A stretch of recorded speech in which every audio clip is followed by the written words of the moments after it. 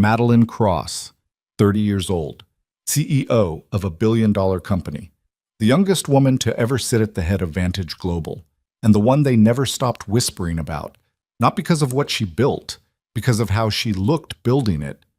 Tonight was supposed to be her night. A gala, speeches, champagne. Instead, she stood outside in the cold, mascara ruined, listening to men in expensive suits make jokes they thought she couldn't hear. She had survived boardrooms, hostile takeovers, and public humiliation, but cruelty from people who smiled at her face, that was something else entirely. Like this video. Drop your city in the comments. I want to see how far this story travels. Now let's begin. The Hartwell Grand had been booked for months. 700 guests, 4-course dinner, a jazz quartet that cost more per hour than most people made in a week. The event planner, a tightly wound woman named Cressida who communicated exclusively through color-coded spreadsheets, had promised Madeline that the evening would be, in her exact words, flawless and unforgettable. She was half right. Madeline Cross stood in front of the floor-length mirror in Suite 1402 and tried to recognize herself. The navy gown was custom, structured at the shoulders, cut to move well. Her stylist, a calm woman named Petra, who never offered opinions that weren't asked for, had spent 90 minutes on her hair and another 45 on her face. The result was polished, professional, expensive. It was also, Madeline thought, the visual equivalent of armor. She turned sideways, then turned back. She'd been doing this, the mirror routine, since she was 16, this involuntary audit of everything that was too much or not enough. Stomach, hips, arms, the way the fabric pulled slightly at the waist. Her brain cataloged the flaws with the efficiency of a machine that had been running the same program for 14 years and saw no reason to stop. "You look beautiful," Petra said from the corner, folding a lint roller into her kit. "You say that to everyone. I work with 3 clients, and I mean it every time." Madeline picked up her clutch. "Let's just get through tonight." Buzz. Downstairs, the gala was already in full swing when she arrived. The Hartwell Grand's main ballroom had been transformed. Draped in ivory and gold, chandeliers blazing, the kind of engineered elegance that cost a fortune to make look effortless. Madeline walked in at 7:42, and the room did what rooms always did when she entered. It paused. Not out of admiration. Out of something more complicated than that. Something she'd learned to read the way a sailor reads weather, the slight stiffening of postures, the micro-adjustments of expression, the eyes that assessed and then looked away just a half-second too deliberately. She smiled. She always smiled. You could not run a company worth $800 million without learning to smile through things that wanted to break you. Madeline. Douglas Fenn appeared at her side, extending a hand. He was Vantage's longest-serving board member, 63 years old, silver-haired, with a handshake that had been engineered over decades to communicate both warmth and hierarchy at the same time. "You look wonderful. Happy birthday." "Thank you, Douglas." "Great quarter," he added. The margins on the Pacific Division report were impressive. "The team worked hard."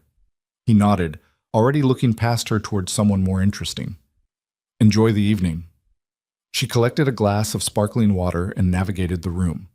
There were introductions, other executives, investors, partners, people whose names she memorized and whose faces she matched to profiles she'd read at 6 in the morning before meetings.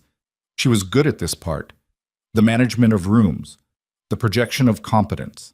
She had practiced it so thoroughly that most people never looked past the performance to the exhaustion underneath. At 8:15, she excused herself from a conversation about supply chain bottlenecks and slipped toward the quieter edge of the room near the corridor that led to the secondary bar. She needed 2 minutes. Just 2 minutes of not performing. She didn't get them. The voices came from the alcove around the corner. 3 men, from the sound of it, keeping their volume just low enough to indicate they knew this wasn't a conversation for public consumption. "She always wears that color. Does she think it's slimming?" Laughter. Low, comfortable, the kind of laughter that came from men who were used to taking up space. The profile in the Meridian Review said she runs 8 miles a week. I genuinely do not believe that. More laughter.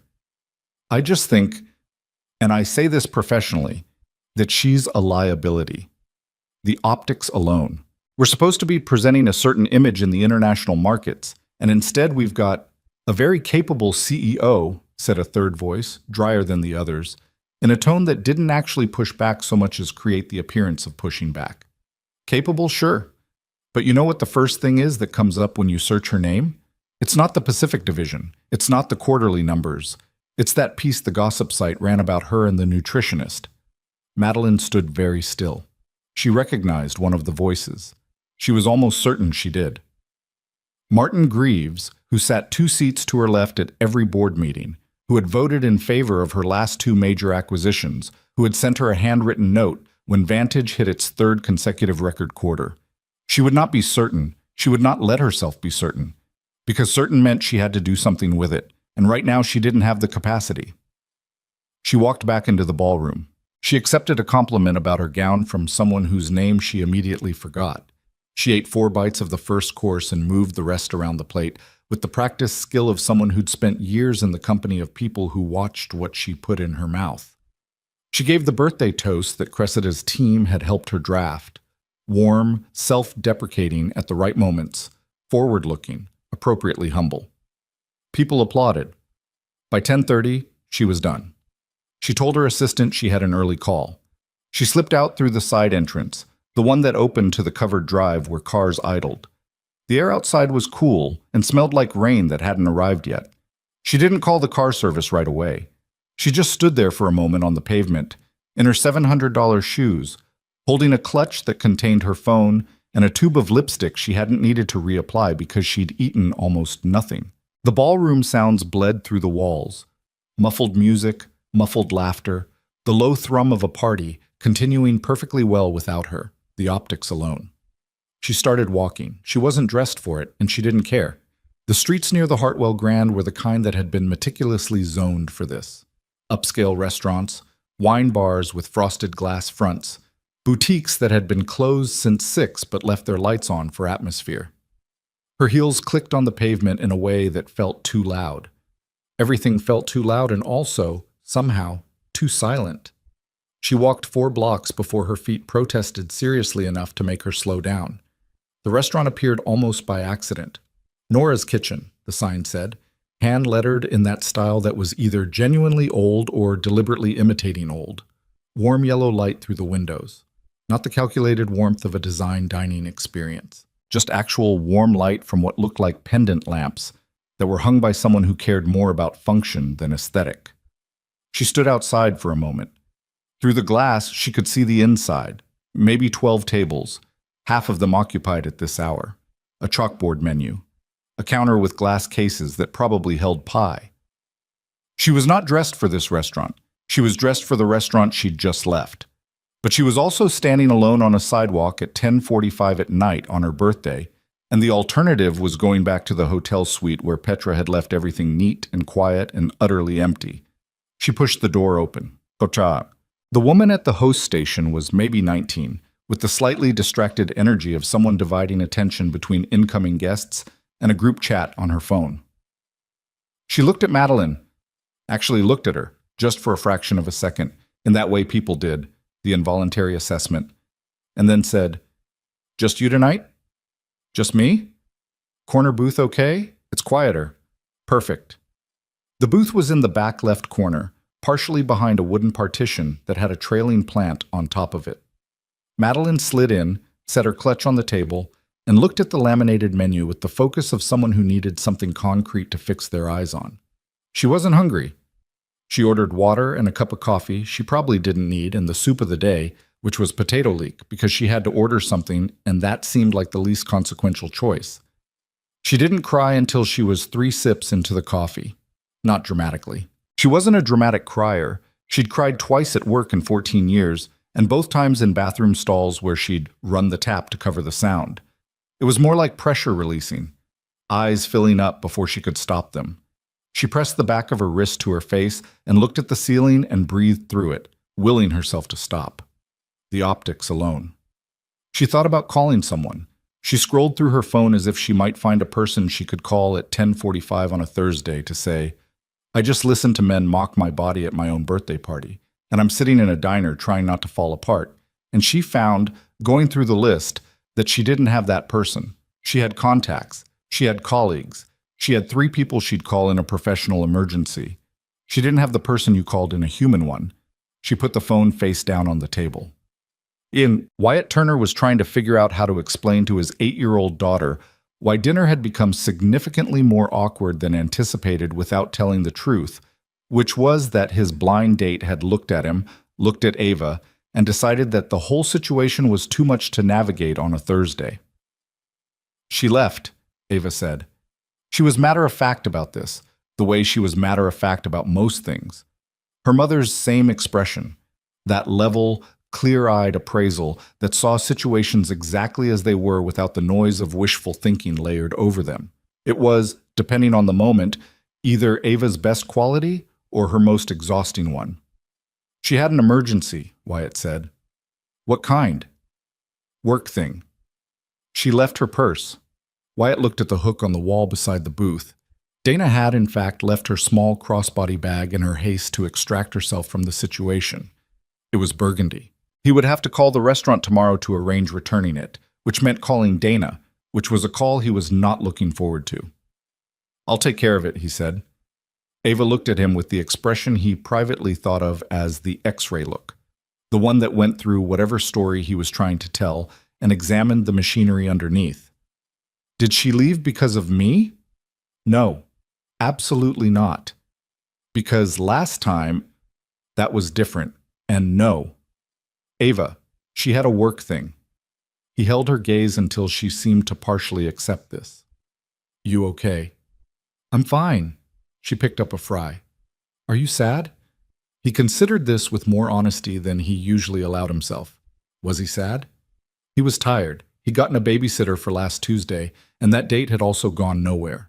And before that, there had been a coffee meeting with a woman from the app who'd spent most of the conversation talking about her ex-husband. Blind dates were the territory of a specific kind of optimism that Wyatt was running low on, and Dana had been set up by his coworker Marcus, who was well-meaning but had the taste of someone who had never met Wyatt. Not really, he said, which was mostly true. Good. Ava dipped the fry. She had weird shoes anyway. He laughed, which surprised him. Ava? They were really tall, like she couldn't walk right. I'm not being mean. I'm observing. He had been told by 2 different teachers and 1 pediatrician that Ava had a gift for language and a temperament that was somewhere between precocious and difficult, depending on how you came at it. Her first-grade teacher had written highly verbal and deeply literal on an assessment, which Wyatt had read 3 times because it described his daughter exactly, and also because it made him quietly proud in the way that was hard to explain. He'd been alone with her for 6 years. Since Sophie died, not suddenly, not all at once, but in that slow, terrible way that cancer took people, giving you time to prepare and then taking it all away anyway. He'd been Ava's only person, and she had been his. He'd gone back to work when she was 18 months old. He'd learned to braid her hair from YouTube videos at 11 at night. He'd navigated parent-teacher conferences and stomach bugs and the particular grief of a 5-year-old asking why her friends had mommies, and she didn't, and he'd done it without a script and mostly without falling apart, which was the only goal he'd set himself. He drove a delivery truck for a logistics company. He made decent money. Not gala money, not the kind of money that paid for birthday parties in hotel ballrooms, but enough. Their apartment was clean and warm and had a backyard that technically belonged to the whole building but that no one else ever used, which meant it functionally belonged to Ava.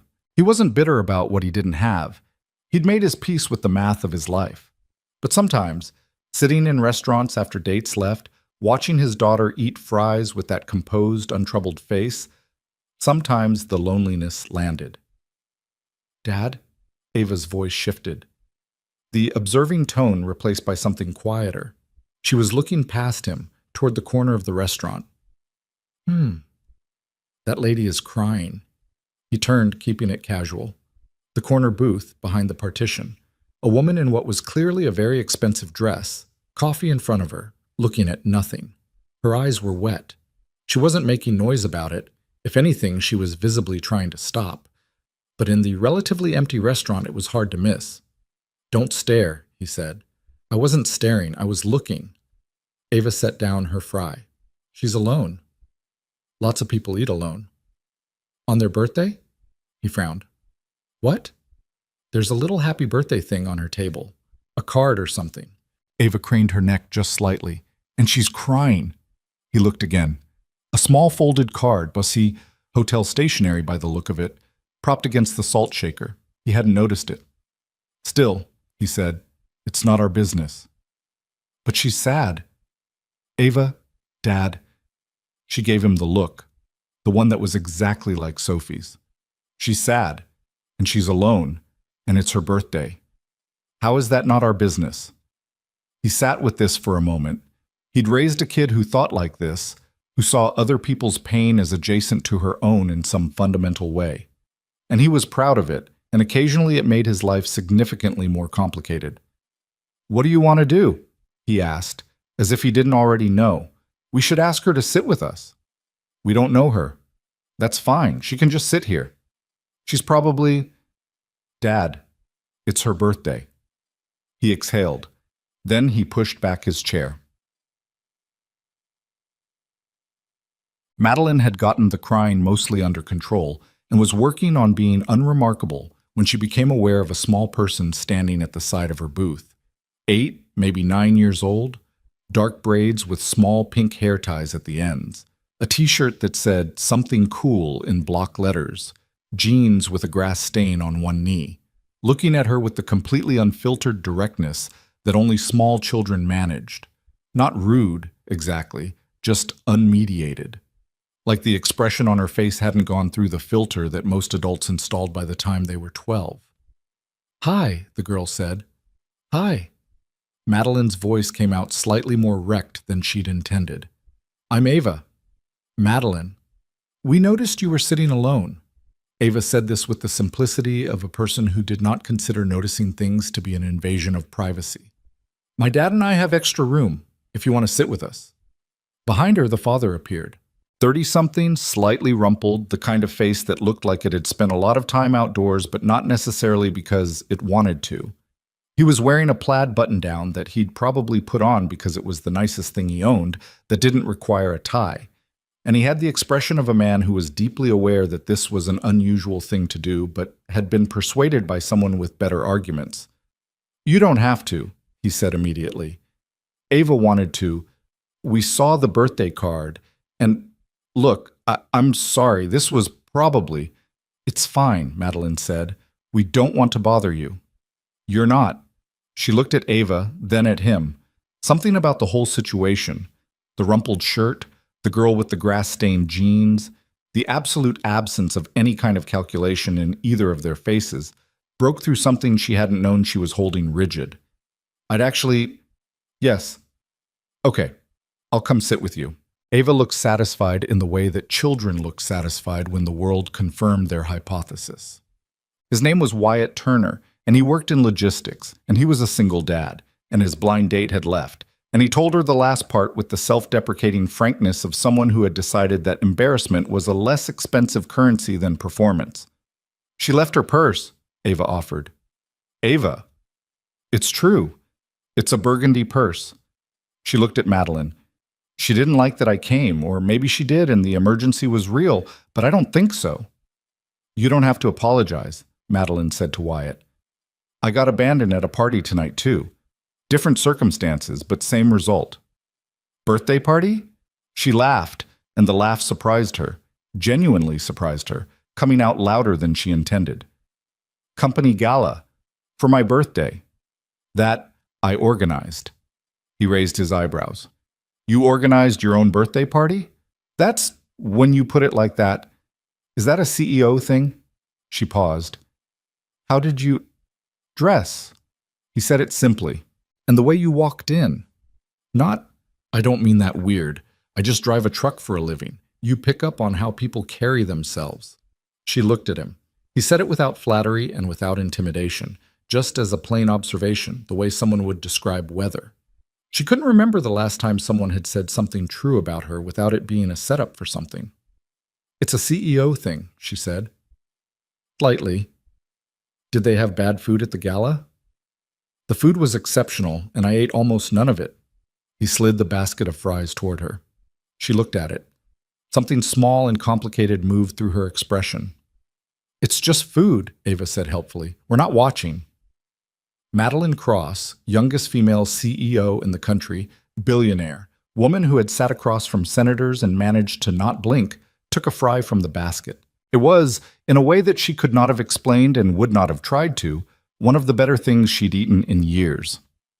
The evening stretched out past midnight, which none of them had planned. Ava was the fulcrum of the conversation in the way that children often were, directing it with the unerring instinct of someone who had not yet learned which topics were off limits. She wanted to know what a CEO did. She wanted to know if Madeline had ever fired anyone. She wanted to know if Wyatt's company would ever deliver to Madeline's company, and if so, whether that was how rich people and regular people could be friends. Ava, Wyatt started. It's a question, Ava said. It is, Madeline agreed. Rich people and regular people, I don't think geography has much to do with it. What does? She considered the question seriously, which Ava seemed to appreciate, that quality in adults of giving children's questions the weight they deserved. Honesty, mostly. Whether someone tells you the truth. Ava nodded like this was being filed away. Wyatt, for his part, didn't ask about the company or the money or the headlines. He asked at one point if she liked what she did, and the question came out without ceremony, not as a challenge, not as a lead-in to some observation about the cost of ambition, just as a genuine inquiry. Most of the time, she said. Not tonight. Tonight was a bad night. Tonight was a bad night. He nodded. Ava has those. Bad days where everything that's wrong feels more wrong than it actually is. We have a rule in our house. What rule? Soup. She blinked. Sorry? Bad day. You get soup for dinner, no matter what we were planning. Doesn't fix anything, but warm food. Low-stakes meal. Buys you enough breathing room to get to the next day. She looked at the bowl of potato leek in front of her that she'd barely touched when she first sat down. She looked at the fries she'd eaten, absently, in the way you eat things when you've stopped auditing yourself. That's a good rule, she said quietly. He shrugged. It's a dad rule, probably not applicable to your... No, she said. It's a good rule. Ava had fallen asleep by 11:30, folded sideways in the booth with her head on her jacket, her braids across her face, breathing slow and even with the total commitment to rest that children had. Wyatt had watched her go under with the relaxed vigilance of someone who'd done this 1,000 times. Sorry, he said. We were supposed to be home by 10. Don't apologize. She's going to have opinions about staying up late tomorrow. What kind of opinions? He looked at Ava with an expression she couldn't quite read. She'll claim it was worth it, then act tired all day and act confused about why. She's sharp, Madeline said. She's a lot. He said it with love, the kind of offhand tenderness that people had when they meant it too much to dress it up. She's everything, actually. But, yeah, a lot. The restaurant was nearly empty. The young woman at the host station was restacking menus with the bored efficiency of someone counting down to close. A busboy moved chairs softly in the back. The jazz that had been playing low in the overhead speakers had given way to something quieter. Acoustic guitar, spare and unhurried. Madeline sat in the yellow light and felt, for the first time in several hours, like she was taking up the right amount of space. Not too much. Not too little. Just present. In her body. In this wooden booth with its laminated menu and its basket of slightly cold fries and its half-empty coffee cups. Can I ask something? Wyatt said. Sure. The gala. You said something happened. She held her cup. I overheard some colleagues talking about me. Saying what? She was quiet. She hadn't planned to tell him. She didn't know him. She had no particular reason to trust a man she'd met in a diner at 11 at night, whose daughter had conscripted her into a birthday dinner. But the evening had this quality, this particular, unrepeatable quality, of having already broken through something, and lying inside it felt like the wrong move. About my appearance, she said. He didn't say anything immediately, which she appreciated. He didn't rush in with an empty reassurance or deflection. He just sat with it for a second the way you sat with information that mattered.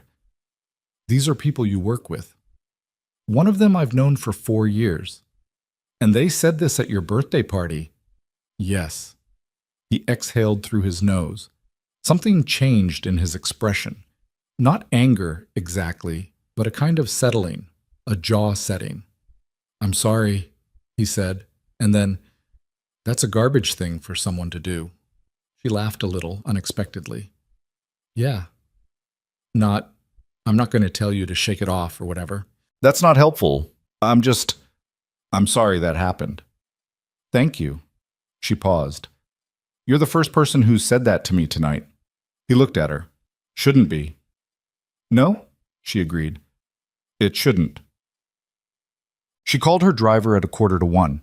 He materialized outside within 4 minutes, a black SUV, the usual, and she stood in the doorway of Nora's kitchen while Wyatt maneuvered a deeply unconscious Ava into a standing position. She walks in her sleep, he explained, guiding Ava by the shoulders. Does she know where she's going? Not even a little. Ava shuffled toward the door with her eyes 3/4 closed, and as she passed Madeline, she stopped, inexplicably, randomly, in the way that children did things, and said without fully waking, Happy birthday. Then she kept shuffling. Madeline stood very still. Outside on the pavement, Wyatt buckled Ava into the back seat of his own car. Older, practical, a child's jacket on the back seat, and what looked like a library book in the footwell, and then stood up and looked at Madeline across the parking lot. Drive safe, she said. It was inadequate. You too. He tilted his head slightly. You going to be okay?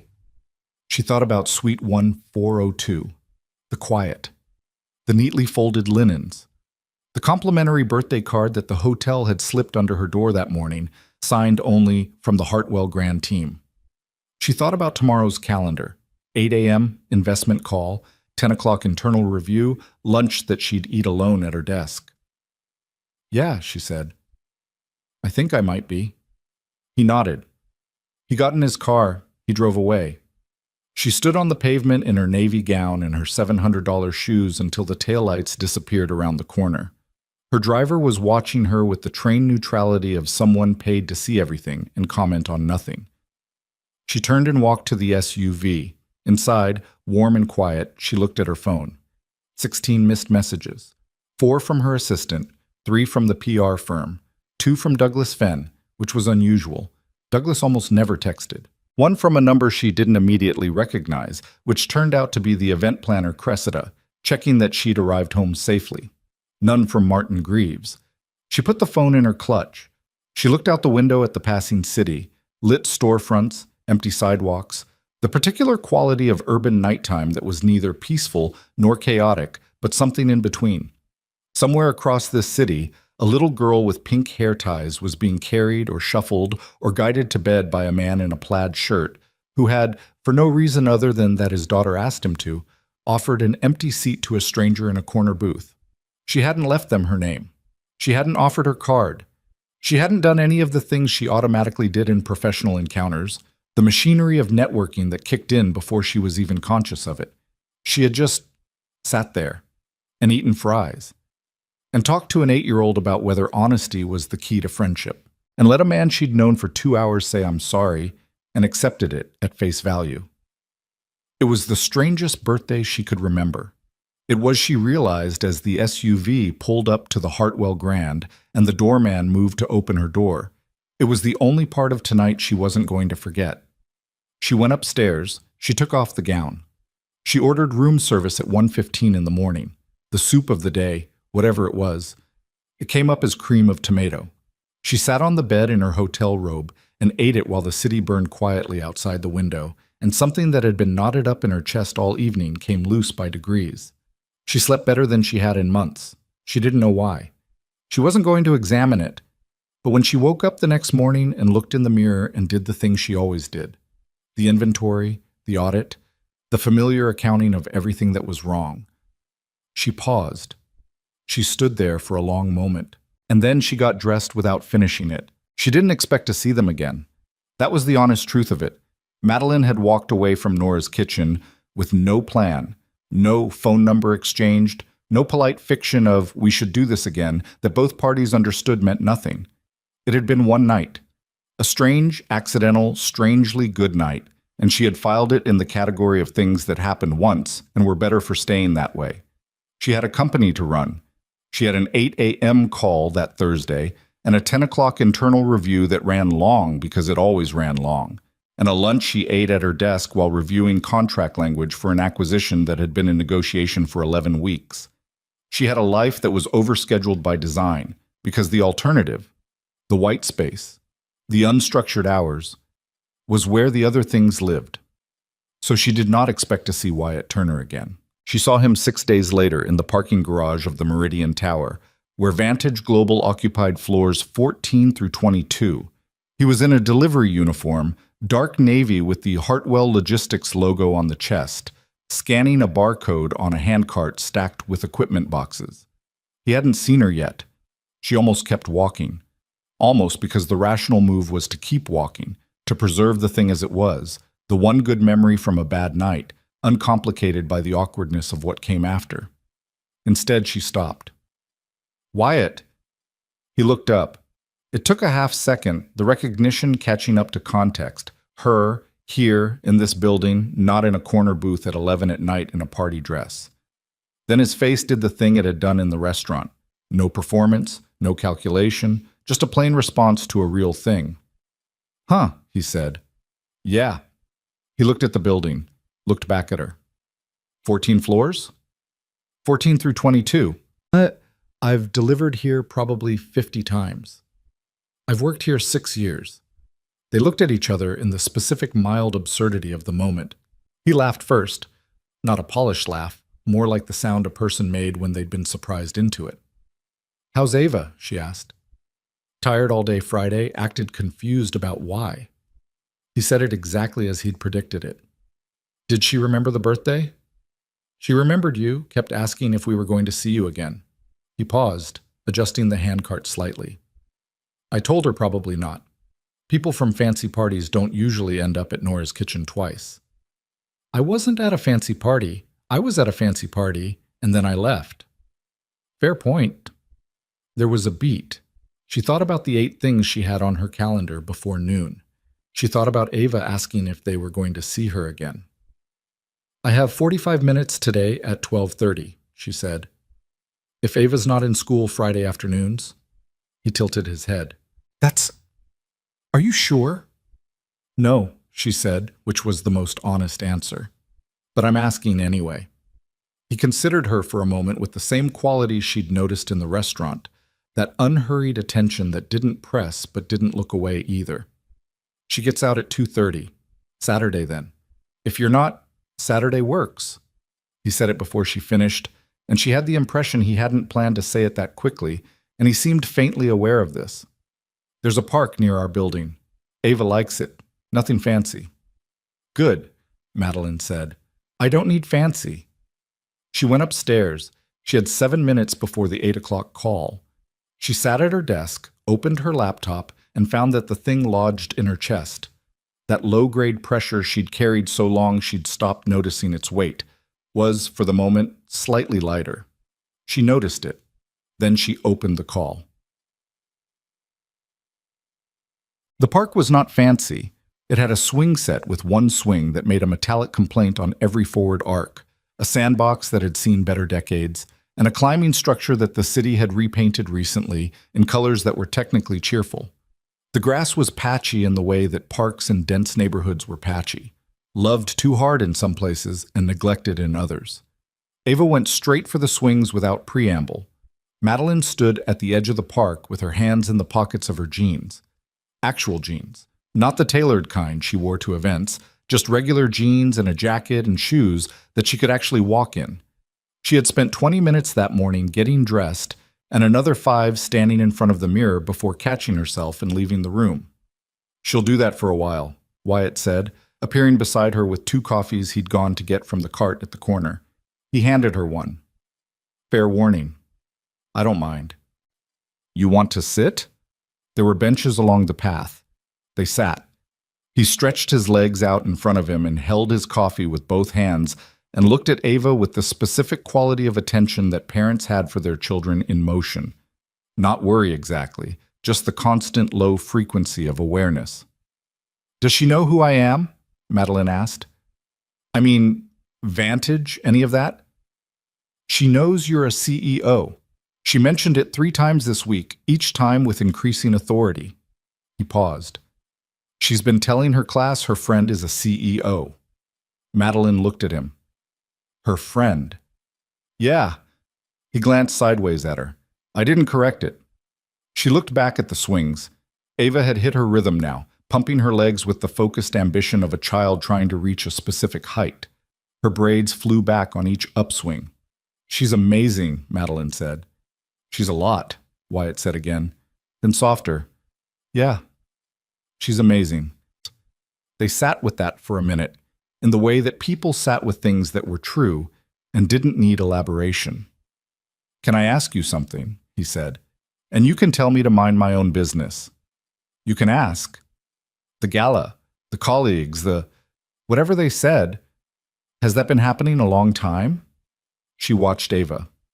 "Most of my career." "And before that?" She exhaled. "Before that too. School, college, the whole... Yes, it's been a long time." "But you kept going." "I don't know if that's resilience or stubbornness. Is there a difference?" She thought about it. "I used to think so. Now I'm not sure." He nodded slowly. "Ava has a girl in her class, started last year, and the kids are awful, you know? They're just casually awful in the way they don't even know is awful yet. And Ava came home and said something I've been thinking about since." He paused. She said, "She keeps coming back every day. That means she's winning." Like it was the simplest math. Madeline was quiet. 8 years old, he said. "I don't know where she gets it." "You," Madeline said. "She gets it from you." He looked uncomfortable with this, not in a falsely modest way, just the way someone looked when a compliment landed in territory they didn't know how to navigate. "I don't know about that. She was the one who came over to my booth. She has her mother's instincts." He said it easily, but something in his posture shifted slightly. "Sophie, her mom, she was like that. Saw people. Walked right into situations that other people walked around." Madeline didn't push. She let it be there, the mention of a woman who wasn't, the shape of an absence that had learned to be present in a different form. "She sounds like she was something," Madeline said quietly. "She was." He took a long sip of coffee. "Yeah, she was." Across the park, Ava had abandoned the swings and was now climbing the structure with the focused efficiency of someone conducting a military operation. She reached the top, surveyed the park, located them, and waved with the arm of someone flagging a ship. They both waved back. The Saturdays became a thing, not formally. There was no conversation about making them a thing, no agreement struck. But the following Saturday, Wyatt texted. They'd exchanged numbers in the parking garage, practically and without ceremony, and said Ava wanted to know if she was free. And she had been free.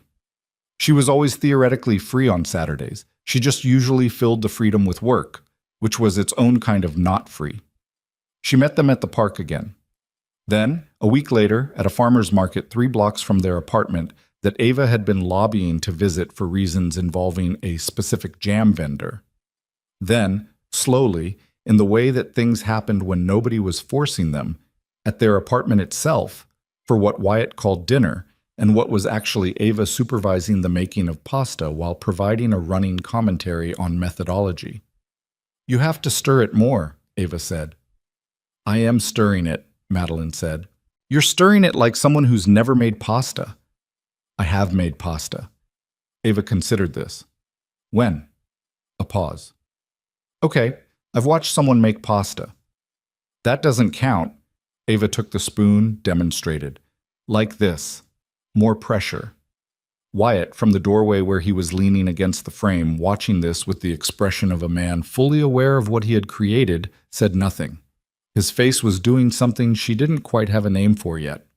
The apartment was small by any measure, a 2-bedroom on the 3rd floor of a building that had good bones and aging plumbing.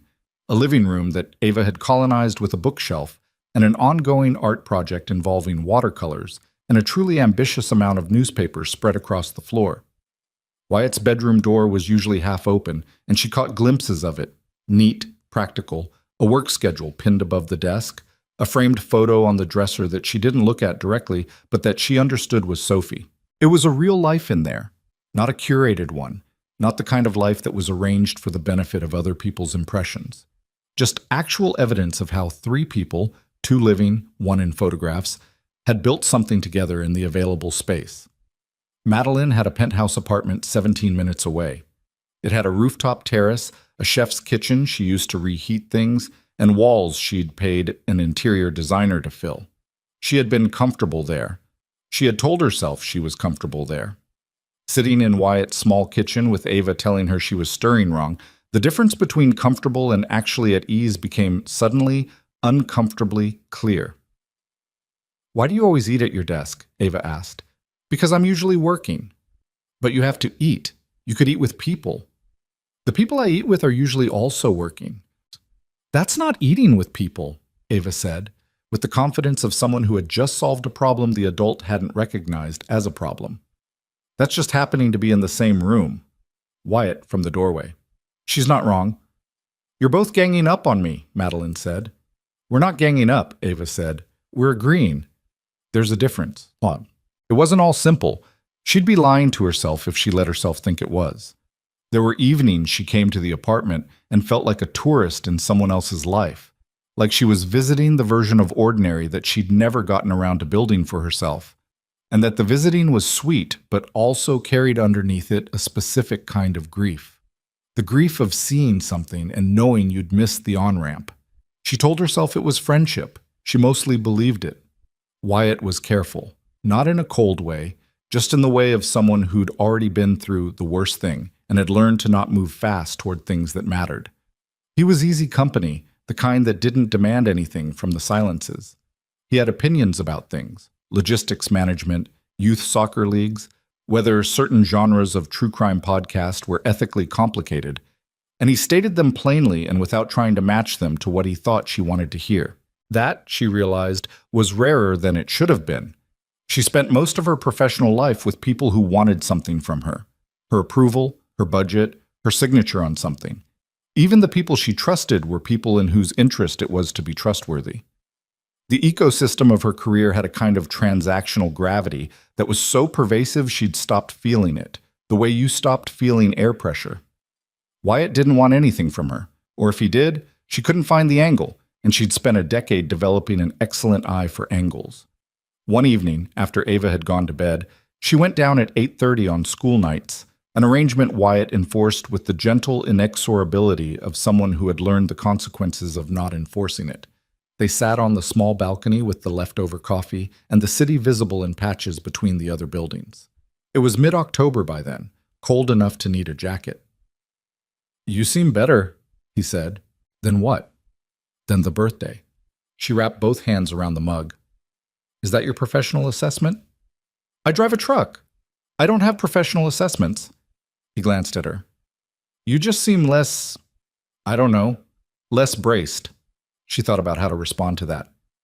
"I went to a meeting last Tuesday with the board, and there was a comment about my public profile, implications about image." She stopped. 2 weeks ago, I would have spent the rest of the day figuring out how to preempt it. I just wrote it down and kept going." "That's different?" "That's very different." He nodded, not making it bigger than it was, not minimizing it, just taking it in. "Marcus, my coworker, the one who set me up with Dana, he asked me yesterday why I've been in a better mood. He said this looking at the street below, not at her. I told him I started sleeping better." "Is that true?" "Partially." He took a sip of coffee. "The other part I didn't know how to explain without it sounding, I don't know, like something it isn't yet." She looked at him. He was still looking at the street. "What is it?" she asked. He was quiet for a moment. "I don't know," he said finally. "That's the honest answer. Since Sophie, I haven't really let myself. Think about that. The yet part." He paused. "Ava makes it easier. She's pretty clear about what she wants the world to look like. She wants me here, Madeline said. Yeah, he looked at her then. She's not the only one. She held his gaze. Something passed between them that neither of them reached for. Not quite. Not yet. Just the recognition of something present, named just enough to be real. I should go, she said, and her voice was steady. Okay. She stood. He walked her to the door the way he always did. At the threshold she turned, and he was close enough that the city light caught the line of his jaw, and she thought, this is the part where things get complicated. This is the part she was bad at. This was the part that had always cost her. Same time next week, she said. Ava's got a school thing Thursday, science fair. Can I come? It surprised him. She could see it. The small shift, the blink. It's a school science fair. I know what it is. It's not exciting. Wyatt. Yeah, he said. You can come. She went home to the penthouse with its rooftop terrace and its chef's kitchen and its walls chosen by a professional. She stood in the entryway for a moment and looked at the clean, designed space and felt with sudden clarity what it was missing. Not furniture, not art, not the right lighting, just the ordinary noise of people who were glad you were there. The science fair was in the gymnasium of Ava's school, and it smelled exactly like every school gymnasium that had ever existed. Industrial cleaner, sneaker rubber, old wood, 12 rows of tables, 40-something projects, children hovering beside poster boards with the anxious pride of artists at a gallery opening. Ava's project was on water filtration. She had built a working model out of a plastic bottle, gravel, sand, and a charcoal layer, and she had tested it with actual murky water from the park and documented the results with a thoroughness that her teacher had written extremely methodical, next to in red pen. You tested it 7 times? Madeline said, reading the data table. 8, Ava corrected. The 7th was an outlier, so I ran it again. Who taught you about outliers? Dad. He has to check root data at work. Sometimes numbers are weird and you have to check again. Madeline looked at Wyatt, who shrugged with the mild modesty of someone who hadn't realized he'd been teaching anything. This is genuinely impressive, Ava. I know. She said this without arrogance, just as a plain fact. Then remembering something, you're not supposed to say that. Why? Because judges might hear you and think you're a plant. She scanned the gymnasium with the professional suspicion of an 8-year-old taking this seriously. They stayed 2 hours. Ava took 3rd place, which she accepted with the expression of someone who suspected the judging criteria were flawed, but was choosing to be gracious. Wyatt bought her a hot chocolate from the table the PTA had set up. Madeline stood beside them in the gymnasium, holding her own hot chocolate, and watched a parent take a photo of their kid with a blue ribbon, and felt something she couldn't immediately name. Then she placed it. It was the feeling of being included in something that didn't require anything from her. Not a role, not a function, not a result to deliver. She was just there, in a school gymnasium that smelled like sneakers, with a girl who took water filtration seriously and a man who had learned about outliers on the job and applied the knowledge at home without thinking about it. She had attended ribbon cuttings and investment summits and a state dinner. She had shaken hands with people whose names appeared in national news cycles. None of it had given her this particular feeling. She didn't know what to do with that exactly, but she held it carefully, the way you held something you didn't want to break before you'd figured out where to put it. On the drive home, Wyatt's car, Ava in the back seat with her 3rd place ribbon held in her lap like it was first. Ava said, from behind them, Are you going to come to my spring recital? Ava, Wyatt started. It's in March. You have to save the date early. Madeline looked out the windshield at the moving city. March was 5 months away. She thought about what 5 months meant, what it would mean to still be here in 5 months, to have become the kind of person in their lives who got invited to spring recitals and saved the date early. She thought about Wyatt saying she's not the only one. I'll save the date, she said. Ava looked satisfied. She put the ribbon in her backpack with the care of someone who had decided it was more valuable than the color implied. Neither Wyatt nor Madeline said anything for the next few minutes. The city moved past the windows. At a red light, he reached over and turned the heat up slightly without being asked, because she'd said once, weeks ago, that she ran cold in the car. She hadn't thought he'd remembered. She looked at his hand on the dial, then at his profile, and thought, I am in serious trouble. Then the light changed and they drove on, and the trouble felt, for the first time in a very long time, like exactly the right kind. The first indication that something was wrong came on a Wednesday, 7 weeks after the science fair. Madeline was in the middle of a budget review when her assistant actually knocked, which Priya almost never did, because Priya understood that knocking meant interruption, and interruption meant she was weighing the cost, and opened the door with a face that was doing its best to be neutral and not quite managing it. There's something you need to see, Priya said. Online. After the review. Now, I think now. The budget review had 4 other people in it. Madeline looked at them, looked at Priya, and read the particular quality of careful in her assistant's expression. Give me 10 minutes, she told the room. She followed Priya out. At Priya's desk, the monitor was already open to a gossip and finance hybrid site called the Meridian Wire, the kind of publication that existed in the uncomfortable territory between legitimate business reporting and weaponized rumor. It had a readership in the hundreds of thousands, most of them people who worked in or adjacent to the industries it covered. The headline read, Vantage Global's Image Problem, Inside the Quiet Board Rebellion. She read it standing. She didn't sit down. Sitting felt like conceding something. The piece was careful in the specific, legally calibrated way that meant someone with resources had either written it or fed it. It didn't use words that would expose a source. It cited multiple people familiar with internal discussions and concerns raised in private shareholder communications. But the thrust was clear and the framing was brutal. Vantage Global's CEO, brilliant in certain respects, was a liability. The public perception of her appearance was described, with quotes from unnamed parties, as a distraction from the company's otherwise strong performance. There was a photograph. She knew which one the moment she saw it. A shot from a conference 2 years ago, badly angled, the kind that circulated because it was bad, not in spite of it. She stood at Priya's desk and read the whole thing. How long has it been up? She asked. Went live at 6 this morning. It's been shared about 4,000 times as of an hour ago. Which board members knew about this piece? Priya hesitated. I don't know yet. Find out what you can. Madeline straightened. And get me Ellison from legal. She went back into the budget review. She sat down. She finished the review. It was one of the harder things she'd done in a while, maintaining the continuity of a financial discussion while something in her chest was doing what it did, constricting, cataloging, running the numbers on damage while her face did something else entirely. But she finished it. She had learned years ago that falling apart in rooms was a luxury that cost more than she could afford, and the bill always came at the worst time. By Thursday, it was clear the wire piece had not been random.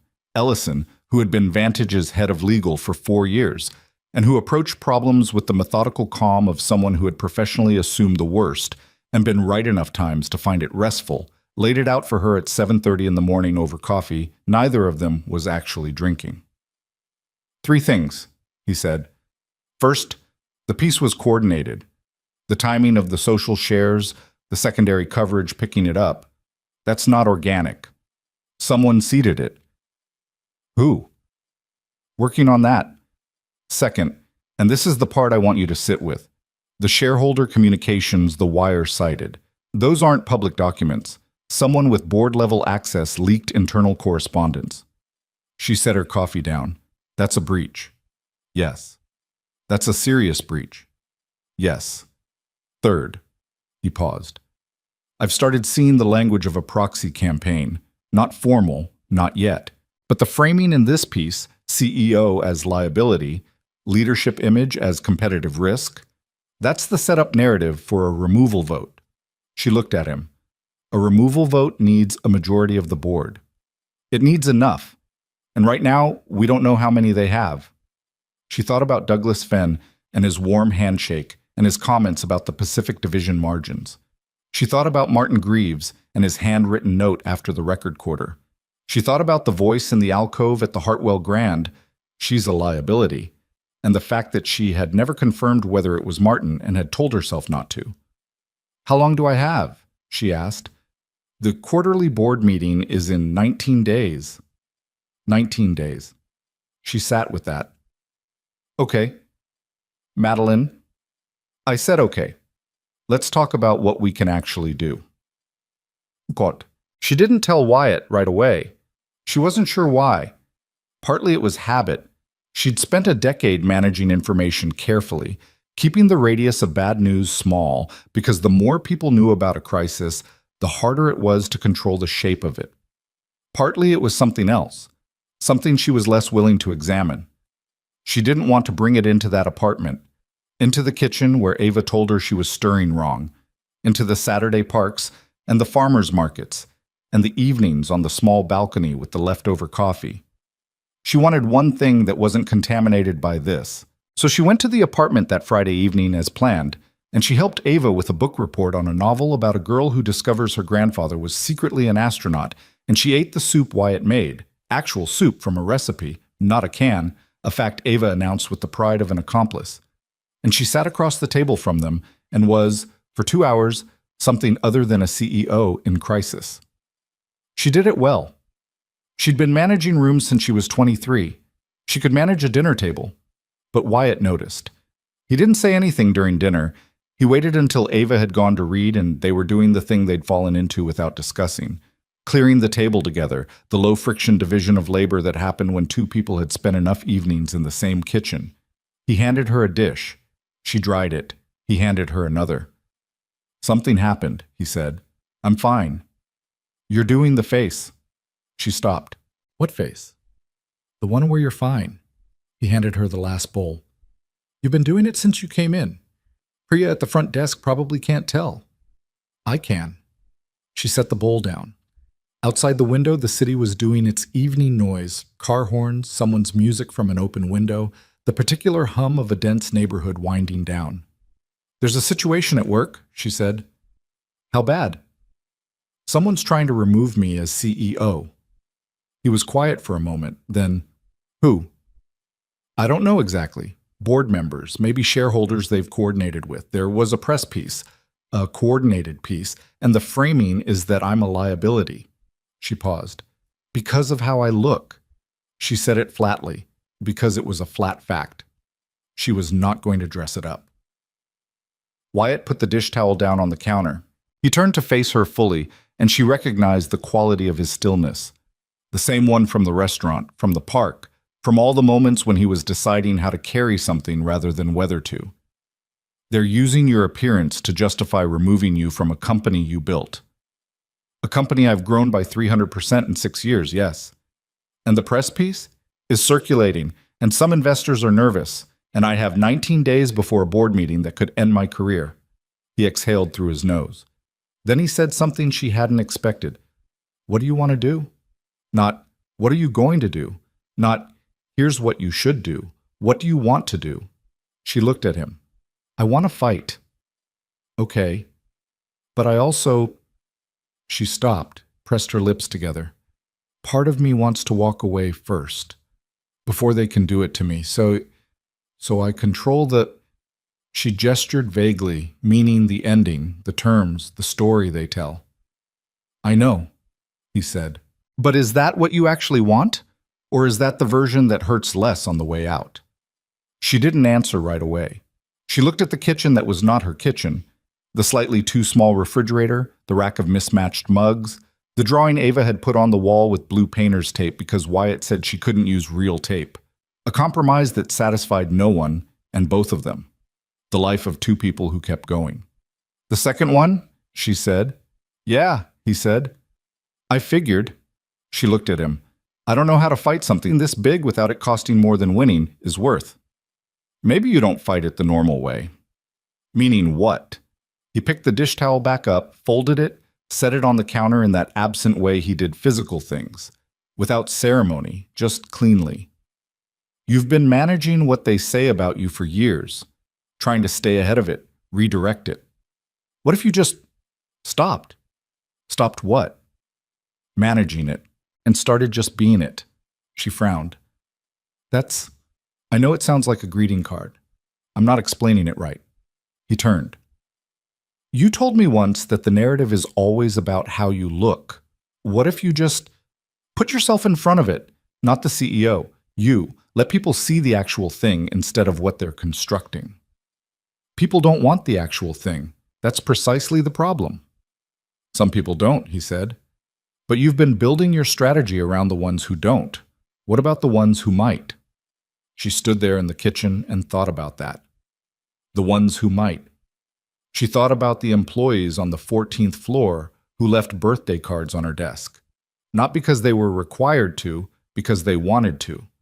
The junior analyst who had sent her a 2-paragraph email after a particularly brutal week saying that she was the reason he'd stayed at the company. The woman from the marketing team who had stopped her in the elevator 6 months ago to say, quietly and with evident difficulty, that watching Madeline run a boardroom had made her feel like she was allowed to take up space. She had filed those things away. She had not let them count. I need to think, she said. Okay. I genuinely need to think, not, I know. I'm not pushing. He glanced toward the hallway. Ava's probably asleep. She does this thing where she reads for 20 minutes and then goes under hard. He looked back at Madeline. You can stay if you want. Or not. Either way is fine. She stayed another hour.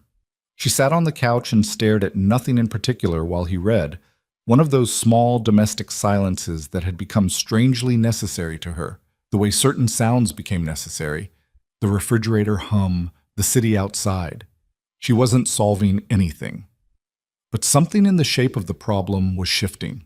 When she left, he walked her to the door. Whatever you decide, he said, it's the right call. You know that, right? I know you think that. That's not... He stopped, seemed to choose something. You don't need my permission. You don't need anyone's permission. I'm telling you that because you've spent a long time believing you do. She looked at him for a second too long. He held it. Good night, Wyatt. Good night. She took the elevator down. The lobby was empty. The night air hit her at the door and she walked to her car and sat in it for a moment without starting the engine. She thought about what he'd said. The ones who might. She started the car. Hot. The photos went live on a Monday. She was in back-to-back calls from 8 until noon, and Priya was keeping the non-essential interruptions out, so she didn't see them until 12:17 when she picked up her phone during the 2-minute gap between a call ending and a lunch she wasn't going to eat. There were 14 texts.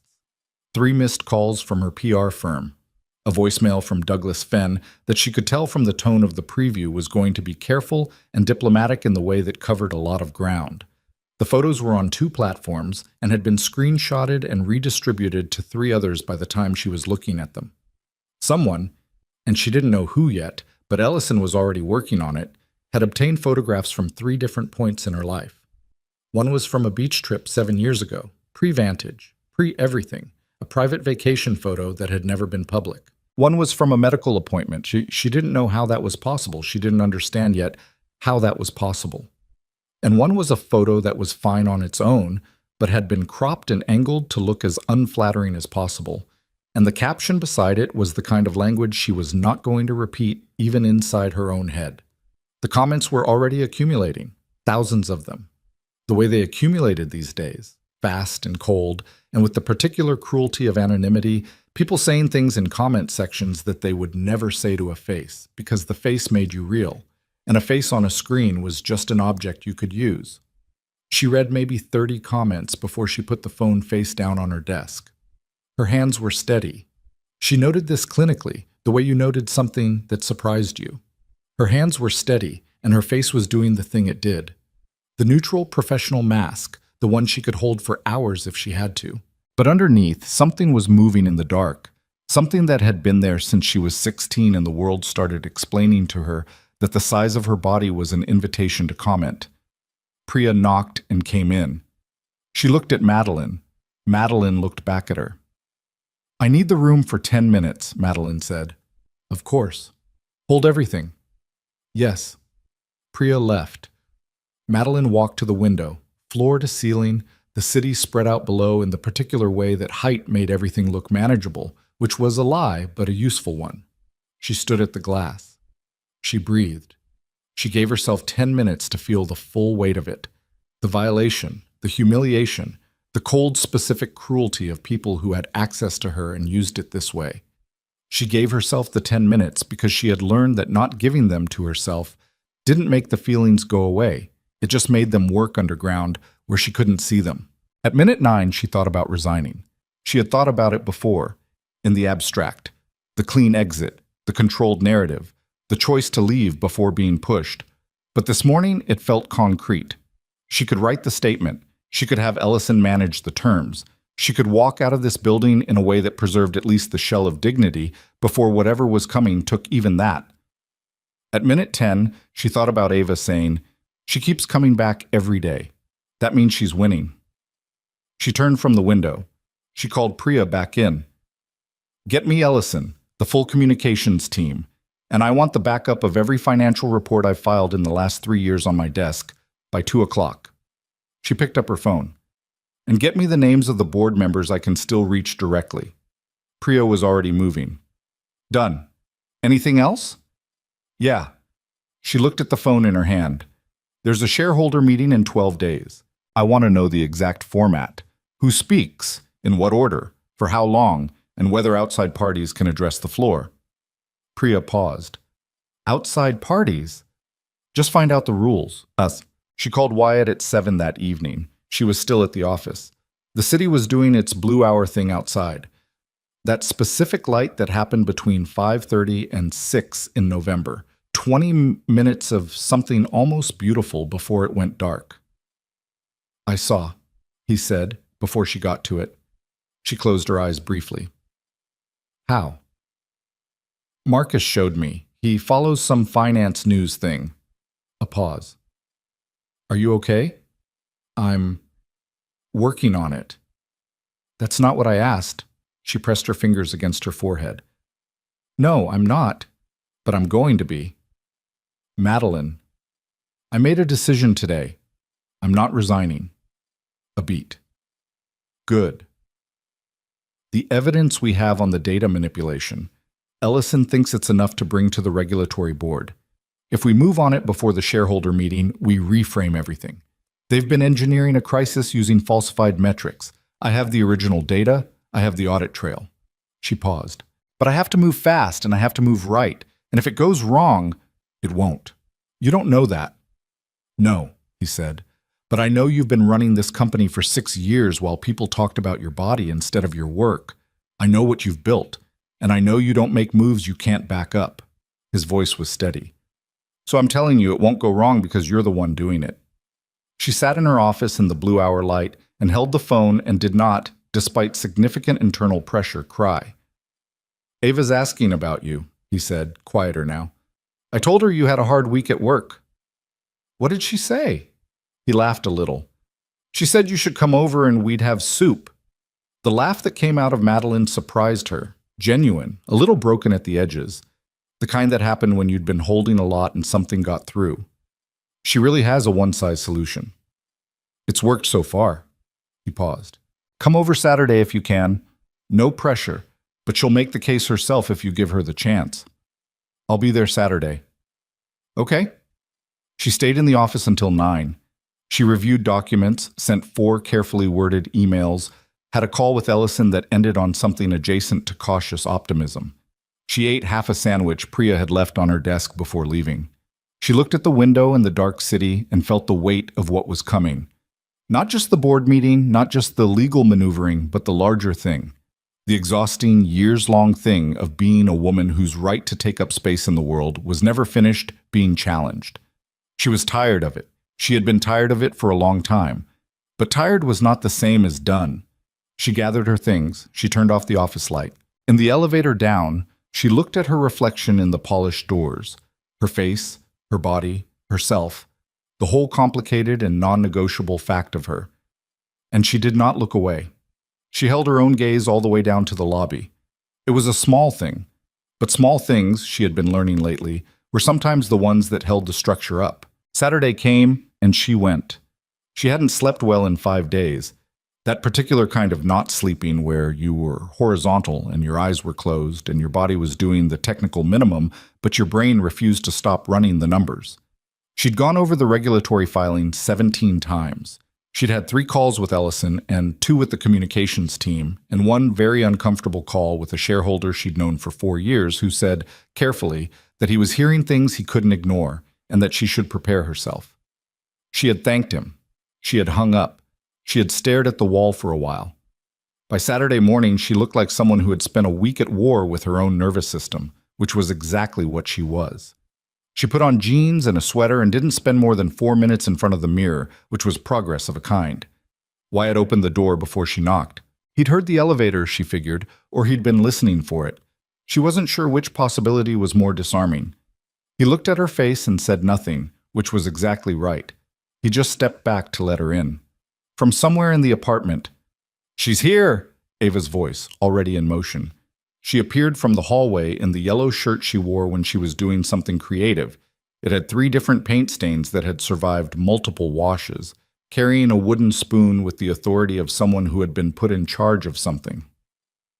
"I'm making the soup," Ava announced. "You're supervising the soup," Wyatt said. "Same thing." Madeline stepped inside. The apartment smelled like onion and something herby, thyme maybe, or rosemary. She stood in the entryway for a moment and felt the specific quality of the place settle around her, the way it always did. The too small refrigerator, the mismatched mugs, Ava's current art project, which appeared to have evolved into a large paper mural spread across the living room floor involving what looked like an aerial view of a city. "What is that?" Madeline asked. Ava turned. "Our neighborhood? From above," she pointed. "That's our building. That's the park. That's Nora's kitchen." Madeline walked closer. The map was detailed in the way children's maps were detailed, specific about the things that mattered to the cartographer, unconcerned with the things that didn't. The park had a small figure on the swings. Nora's kitchen had a tiny chalkboard drawn on the front. "Where am I?" Madeline asked. Ava pointed to a building several blocks away, marked with a star. "That's a guess. I don't know your actual building." "It's close," Madeline said. "The star is close." Ava looked satisfied. She went back to the kitchen. Wyatt appeared at Madeline's shoulder with a mug of coffee, handed it over without ceremony. She took it with both hands. "She's been working on that for 2 weeks, he said quietly. "It's remarkable." "Don't tell her that. She'll expand it to cover the whole city."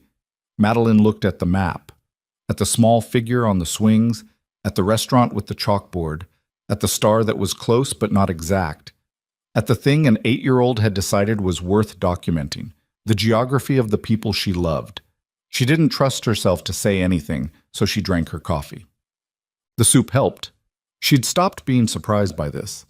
They ate at the small table with the window that looked out onto the alley and the fire escapes, and Ava explained in some detail the structural choices she'd made in the map, why she'd used blue for streets and green for parks, why she'd left certain buildings unmarked, and Wyatt contributed occasionally, and Madeline asked questions, and for an hour and 20 minutes, the shareholder meeting was in a different room of her mind, behind a door she'd deliberately closed. When Ava went to do homework, Sunday night math, which she treated with the resigned competence of someone who found numbers tolerable but not interesting, Wyatt poured more coffee, and they sat at the cleared table, and the door opened back up. "How bad is it?" he said. "Not a question. The regulatory filing is in. Ellison got it submitted Thursday." She wrapped her hands around the mug. "If the investigators move fast, we have a real argument before the board meeting. If they don't—" She didn't finish. "And if they don't? Then I walk into that meeting with evidence that some board members have been manipulating internal data, and I make the case directly, without the regulatory cover.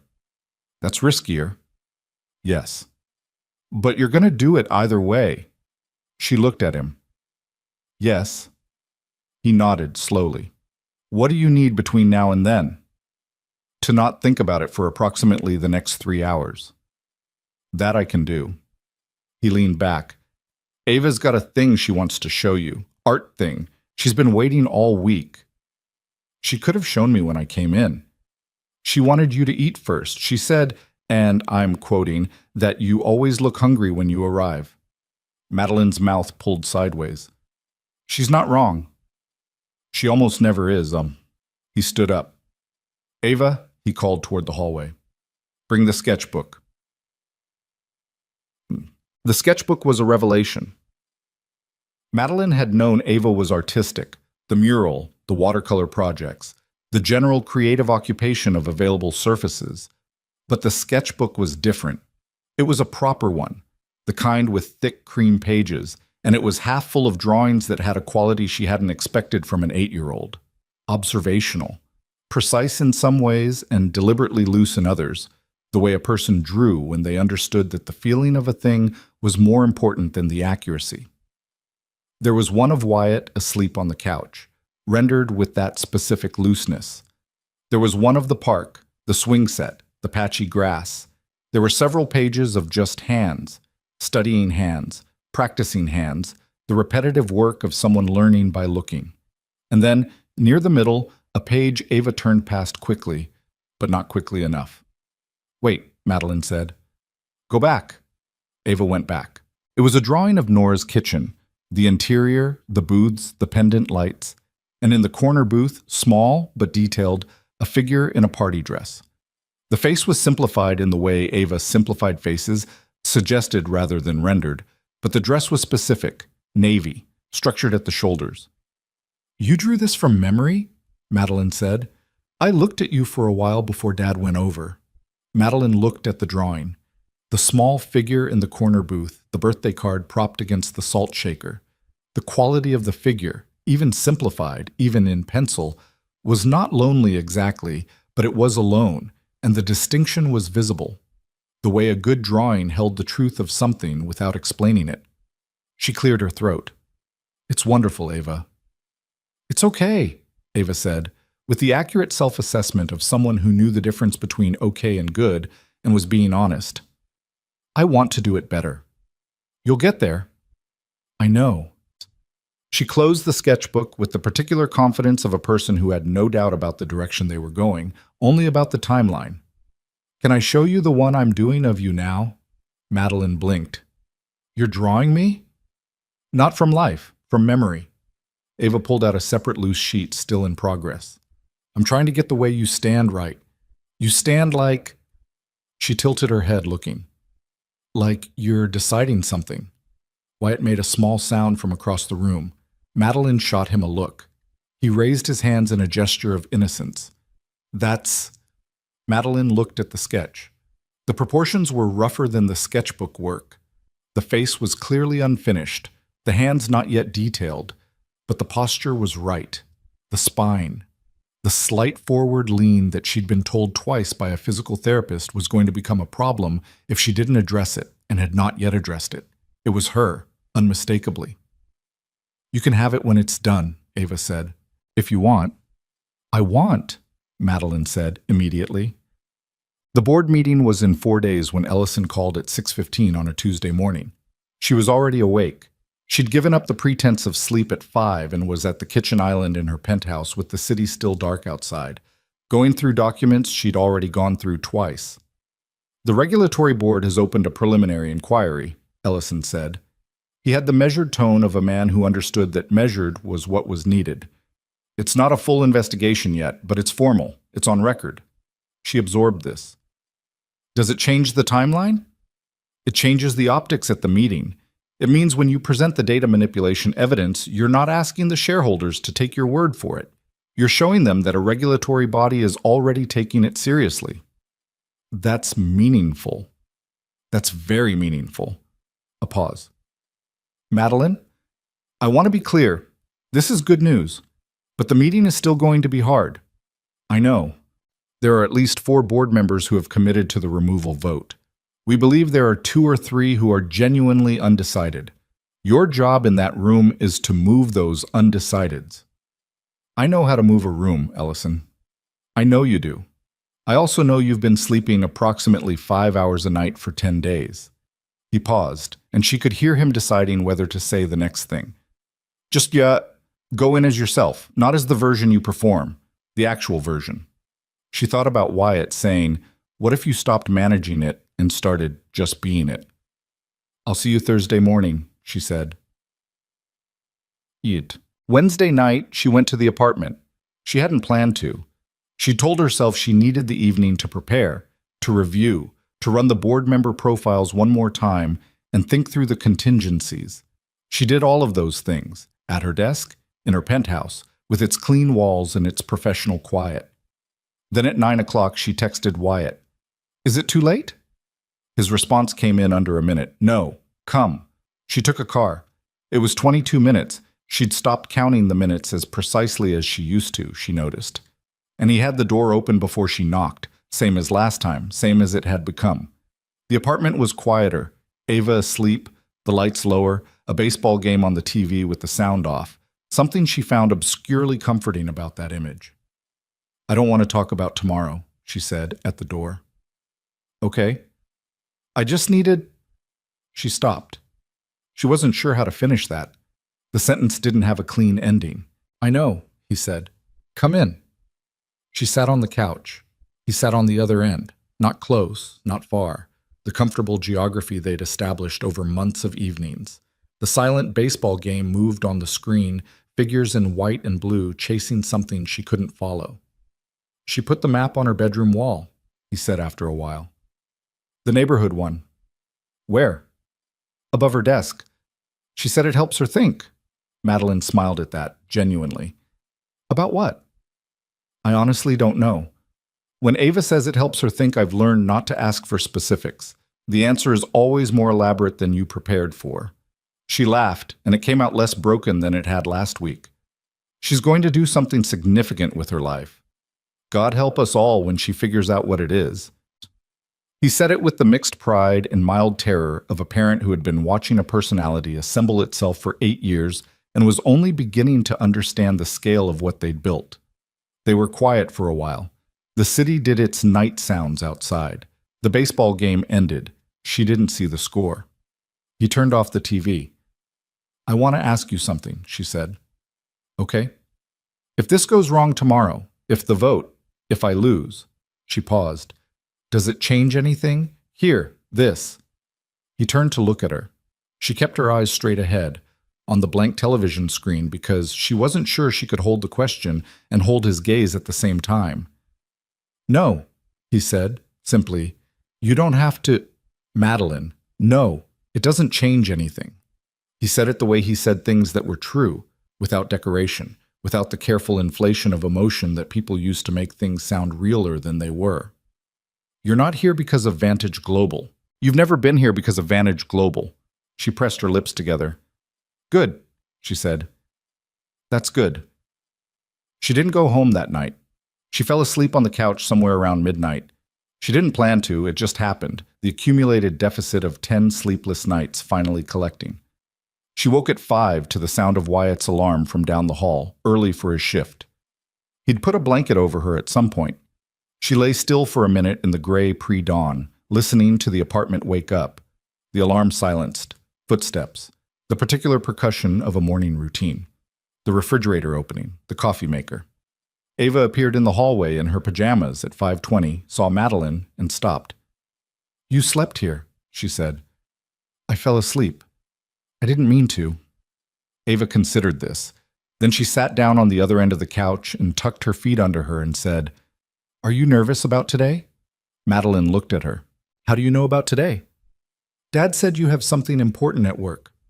Ava's face had the careful quality it had when she was trying to be older than she was. "Is it the people who are trying to take your company?" So Wyatt had told her something, or she'd overheard, or both. "Yes," Madeline said. "That's today." Ava was quiet for a moment. "Do you know what you're going to say?" "More or less. At my science fair, I practiced out loud to the mirror 3 times. Did it help?" "Not really, but I felt better doing it." She picked at a loose thread on the couch cushion.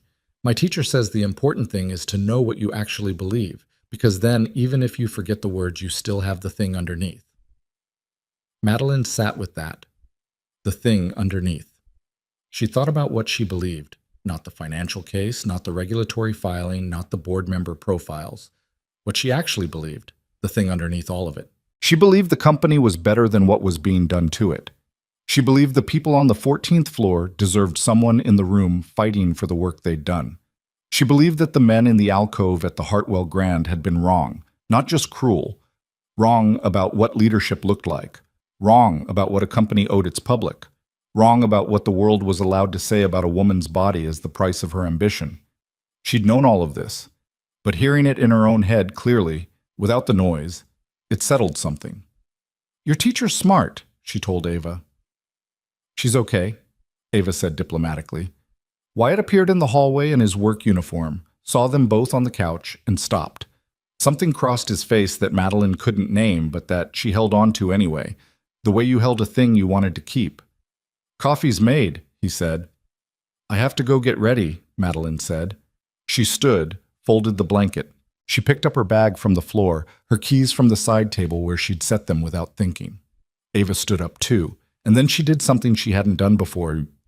She crossed the space between them and put her arms around Madeline's waist, quick and firm and without preamble, the way Ava did most things. Madeline stood very still. She put her arm around the girl's shoulders and held on for a moment, and something moved through her chest, wide and wordless, the kind of feeling that didn't have a name because it was made of too many other feelings compressed into one. "You're going to be fine," Ava said into her sweater. "Yeah," Madeline said. Her voice held. "I think I might be." Okay.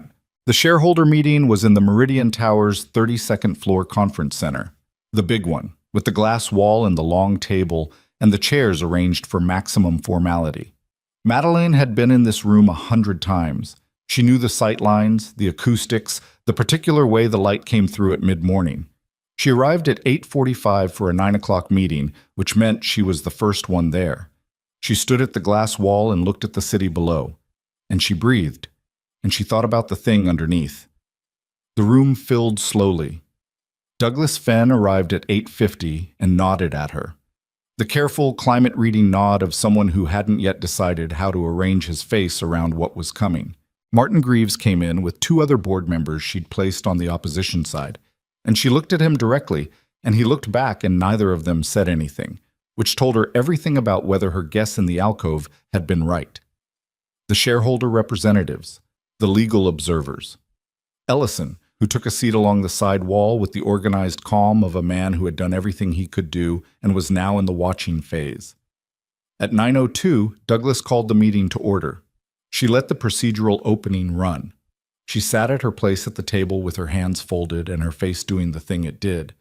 But differently, she thought, not the performance. Something stiller than that. She thought about Ava's teacher, know what you actually believe. Then even if you forget the words, you still have the thing underneath. At 9:18, Douglas began the formal agenda item. The framing was diplomatic. Concerns had been raised. Certain shareholders had requested a review of leadership's alignment with company values and public positioning. The language was careful enough to be corporate and specific enough to be a knife. Martin Greaves spoke for 7 minutes. He was practiced. He hit the familiar notes: public perception, brand alignment, competitive risk, the international markets that Madeline herself had opened. He did not say her name with contempt. He didn't need to. The contempt was structural. She did not interrupt. She kept her hands folded. She took 3 notes on the paper in front of her because she wanted to look like she was tracking his points, and because the act of writing kept her hands from doing anything else. Then it was her turn. She stood. "I want to start with something that isn't on the agenda," she said. Her voice was steady. Not performed steady, actually steady, the kind that came from knowing what you were standing on. In the past 11 days, someone in this organization authorized the leak of falsified performance metrics to 3 external parties and personal photographs of mine to 2 media outlets, one of which was obtained from what appears to be medical records. She paused. "I want the people in this room to understand that I know this happened, I know it wasn't random, and federal investigators are currently reviewing the evidence." The room shifted. She could feel it. The specific quality of a contained space when multiple people recalibrate simultaneously. "I'm not saying this as a threat," she continued. "I'm saying it as context. Because you're being asked today to make a decision about whether I'm fit to lead this company. And you deserve to make that decision knowing that the crisis you're being asked to respond to was manufactured by some of the people who are asking you to respond to it." She opened the folder in front of her. She laid out the documents, the original performance data, the manipulated versions that had circulated, the audit trail that Ellison's team had built over 19 days of work. She was precise. She was specific. She cited figures the way she cited figures in every financial presentation she'd ever given. Clearly, completely, without theatrical emphasis, because the numbers were enough. She talked for 22 minutes.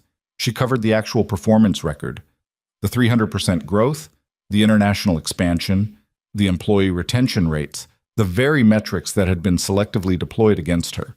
She covered the regulatory inquiry. She covered what she believed the company needed going forward. And then she stopped managing it. She stopped performing the case. I've been asked, by implication, by the framing of this agenda, by the media narrative that was constructed over the past 2 weeks, to justify my right to lead this company in terms of my appearance. She looked at the table, at Douglas, at Martin Greaves, at the shareholder representatives who had come to this meeting having read what was online. I'm not going to do that. I'm not going to stand here and list evidence that I'm sufficiently palatable. You know my record. You have the numbers in front of you. The question of whether I look the way a CEO is supposed to look is not a legitimate business consideration, and I think every person in this room, if they're being honest, knows that.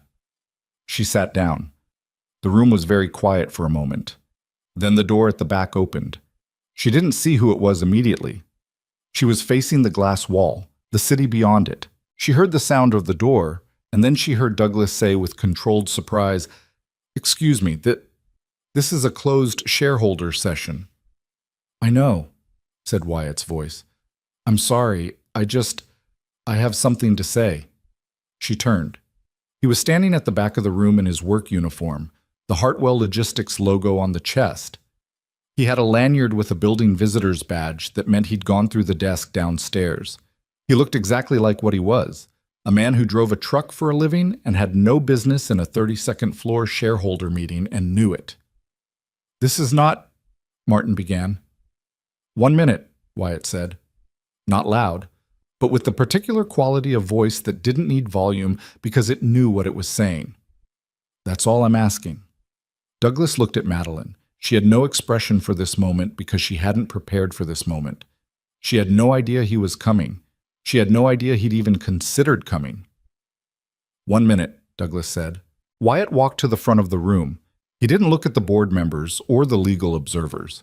He looked at Madeline for exactly 1 second, and then he looked at the table, at the people assembled, at the room. "My name is Wyatt Turner," he said. "I drive a delivery truck. I've delivered to this building probably 50 times. I'm not a shareholder. I'm not connected to this company in any professional way." He put his hands in his pockets, which was a thing she recognized, the thing he did when he was being plain. "I know Madeline Cross. Not because of Vantage, because she sat with my daughter and me in a diner on her birthday when she had every reason not to, and she's been in our lives every week since. And I came here today because I drive past this building every morning and I thought about what was going to happen in this room, and I couldn't—" He paused, cleared his throat once. "I couldn't just drive past." The room was completely still. "I don't know your industry.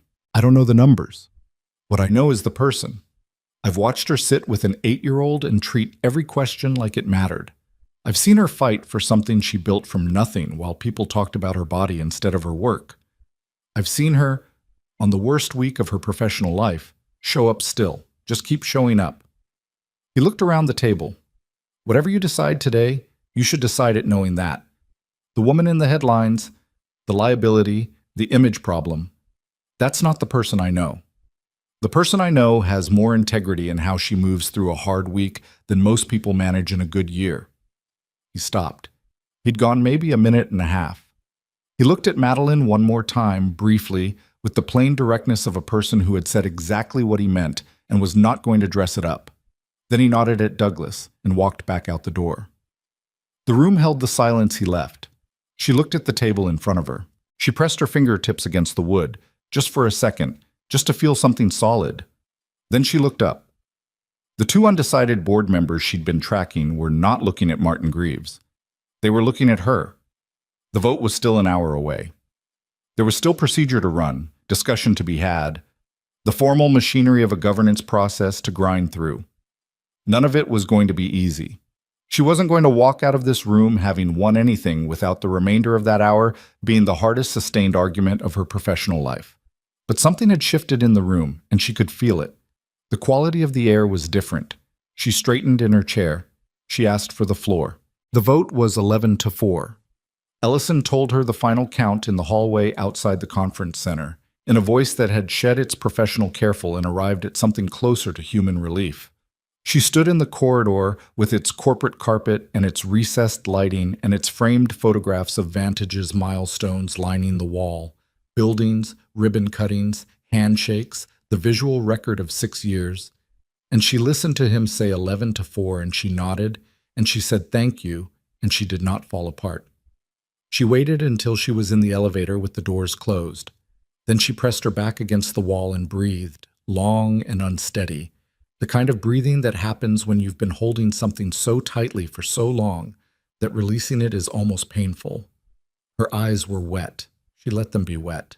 She was alone in the elevator, and she was 30 stories up, and the city was spread out beyond the glass in every direction, and she had just fought the hardest single hour of her professional life, and she had won, and she was allowed to feel it in her body before she had to go back to performing equanimity. The elevator reached the lobby. The doors opened. She straightened. She walked out. Wyatt was sitting on one of the benches near the building entrance, still in his work uniform, visitor's badge still on the lanyard, hands on his knees. He looked like a man who had done something that surprised even himself and was in the process of figuring out how he felt about it. He saw her coming across the lobby and stood up. She crossed the distance between them and stopped about 2 feet away. She looked at him. The plaid pattern of the uniform, the badge, the face that she'd watched across dinner tables and park benches and kitchen counters over the past months. The face she knew now in the specific way you knew a person when you'd seen them tired and funny and serious and careful with something fragile. "You skipped your route," she said. "Marcus covered it. He owed me one." He searched her face. "How did it go?" 11-4. Something moved through his expression. He exhaled. "Good." Ellison says the regulatory inquiry will formally expand into a full investigation within 2 weeks. Greaves and 2 others will likely be removed pending the outcome. She paused. Douglas Fenn abstained. I think he knew more than he admitted to knowing, but he also voted the right way when it counted, so... She stopped. "I don't know. I'll think about that later." "Yeah," he said. "Later's a good place for that." She looked at him. "You walked into a closed shareholder meeting in a delivery uniform." "I did." "You had no standing to be in that room." "I'm aware." "Wyatt." She didn't know what she meant to say next. The sentence had started on its own and arrived somewhere she hadn't mapped. "Why did you but—" "Because someone needed to say it," he said simply. "And I'm the one who knew it." She stood in the lobby of Meridian Tower and looked at the man who had driven past this building every morning for years without knowing her, and who had, on a Thursday at 9 in the morning in the middle of a route, parked his truck and walked into the lobby and asked for a visitor's badge and gone up 32 floors to say the true thing in a room full of people who had been working very hard to establish a false one. She reached out and put her hand on his forearm, his actual forearm through the uniform fabric, and held it there for a moment. He looked down at her hand, then at her. Something in his face went very still in the way it went still when he was deciding not to look away. "Thank you," she said. "You did the actual work," he said. "In there. Whatever happened in that room, that was you." "I know," she said. "I'm still thanking you." He looked at her for a moment longer, and then he said, "Are you hungry? Because I skipped breakfast." She laughed. The laugh came out genuine and slightly wrecked, and she didn't try to fix either quality. "Yes," she said, "I am extremely hungry. Nora's kitchen is 12 minutes from here. It's 11 in the morning. They do a breakfast menu until 1. She looked at him. He looked back at her, and she thought, this is what it looks like when someone stays. Not the grand gesture, though the grand gesture had been genuinely something, but the return to ordinary, the offer of breakfast, the 12-minute drive, the table in a corner somewhere that didn't require a reservation or an advance notice or a best dress. "Let's go," she said. In the weeks that followed, the investigation moved the way regulatory investigations moved. Slowly, in public, and with the particular grinding quality of institutional machinery that was too large to be hurried and too deliberate to be stopped. Martin Greaves resigned before he was asked to. He submitted the letter on a Tuesday morning, and by Tuesday afternoon the financial press had it, and by Tuesday evening there were 6 separate analyses of what it meant for Vantage's leadership structure. 2 of them mentioned Madeline by name in the first paragraph, not as a liability, as the architect of what one piece called one of the more remarkable institutional self-defenses in recent memory. She read that phrase twice. She thought about the regulatory filing, about Ellison's team working in the gap between Priya's interruption and the end of the budget review. She thought about remarkable and what it actually meant and whether the word covered the sleepless nights and the elevator where she'd finally let herself breathe. It didn't really. But she'd take it. Howard Cheng, one of the 2 undecided board members who had voted in her favor, requested a one-on-one meeting the week after the shareholder meeting. He was 71, silver-haired, with the compressed manner of someone who communicated efficiently because he'd been in enough rooms to know the value of not wasting time. "I want to be honest with you," he said at the start of the meeting, which she appreciated because it meant the rest of it would probably also be honest. "Please," she said. "When I came into that meeting, I was leaning toward the removal, not because of the appearance issue. I want to be clear that I consider that a red herring, and I told Greaves as much privately 3 weeks before. But the manipulated metrics had me concerned about internal control environments." He paused. "Your presentation changed my mind. The evidence was thorough, but that wasn't all of it." She waited. "The man from the lobby," Howard said. "The delivery driver." She kept her face even. "Wyatt Turner." "He wasn't prepared. He didn't have notes. He wasn't coached. He was wearing a work uniform. That's not something you manufacture." He leaned back slightly in his chair. "I've been in governance for 40 years. I know what staged support looks like. That wasn't staged." He paused. "Whatever you've built outside this building, whatever life you're actually living, it puts someone in that room who had no strategic reason to be there. That tells you something real about a person." She sat with that for a moment. "It does," she said quietly. Anyway, he was already moving back to business, the brief human moment filed and closed. "I want to talk about the Pacific Division restructure." She spent the next 45 minutes talking about the Pacific Division restructure, and it was fine, more than fine. It was the work she was good at, moving through it with the fluency of someone who knew the material in her bones. She walked out of the meeting thinking about what Howard had said. "Whatever you've built outside this building." As if what happened outside the work was a separate thing, a contained thing, when she was starting to understand that it wasn't separate at all. It was the whole structure that held everything else up. 3 of the 4 conspiring board members were formally removed by February. The 4th, a man named Selby, whom she had never personally trusted and had never said so, resigned with a statement that used the word reflection 4 times in 11 sentences, which was the corporate language for "I've been advised to exit quietly." The regulatory findings, when they came, were thorough and unambiguous. The data manipulation had been running for 8 months. The people who'd set it in motion had believed they were building an airtight case. What they had actually built was an audit trail that an investigator described in the formal report as unusually well documented, which was the polite way of saying they'd been careless in their confidence that they would succeed. Vantage's stock moved through a predictable cycle. Dip on the news of the investigation. Recovery as the scope became clear, stabilization, and then, by Q2, something that looked a lot like the company coming back to itself. The Pacific Division quarter came in strong.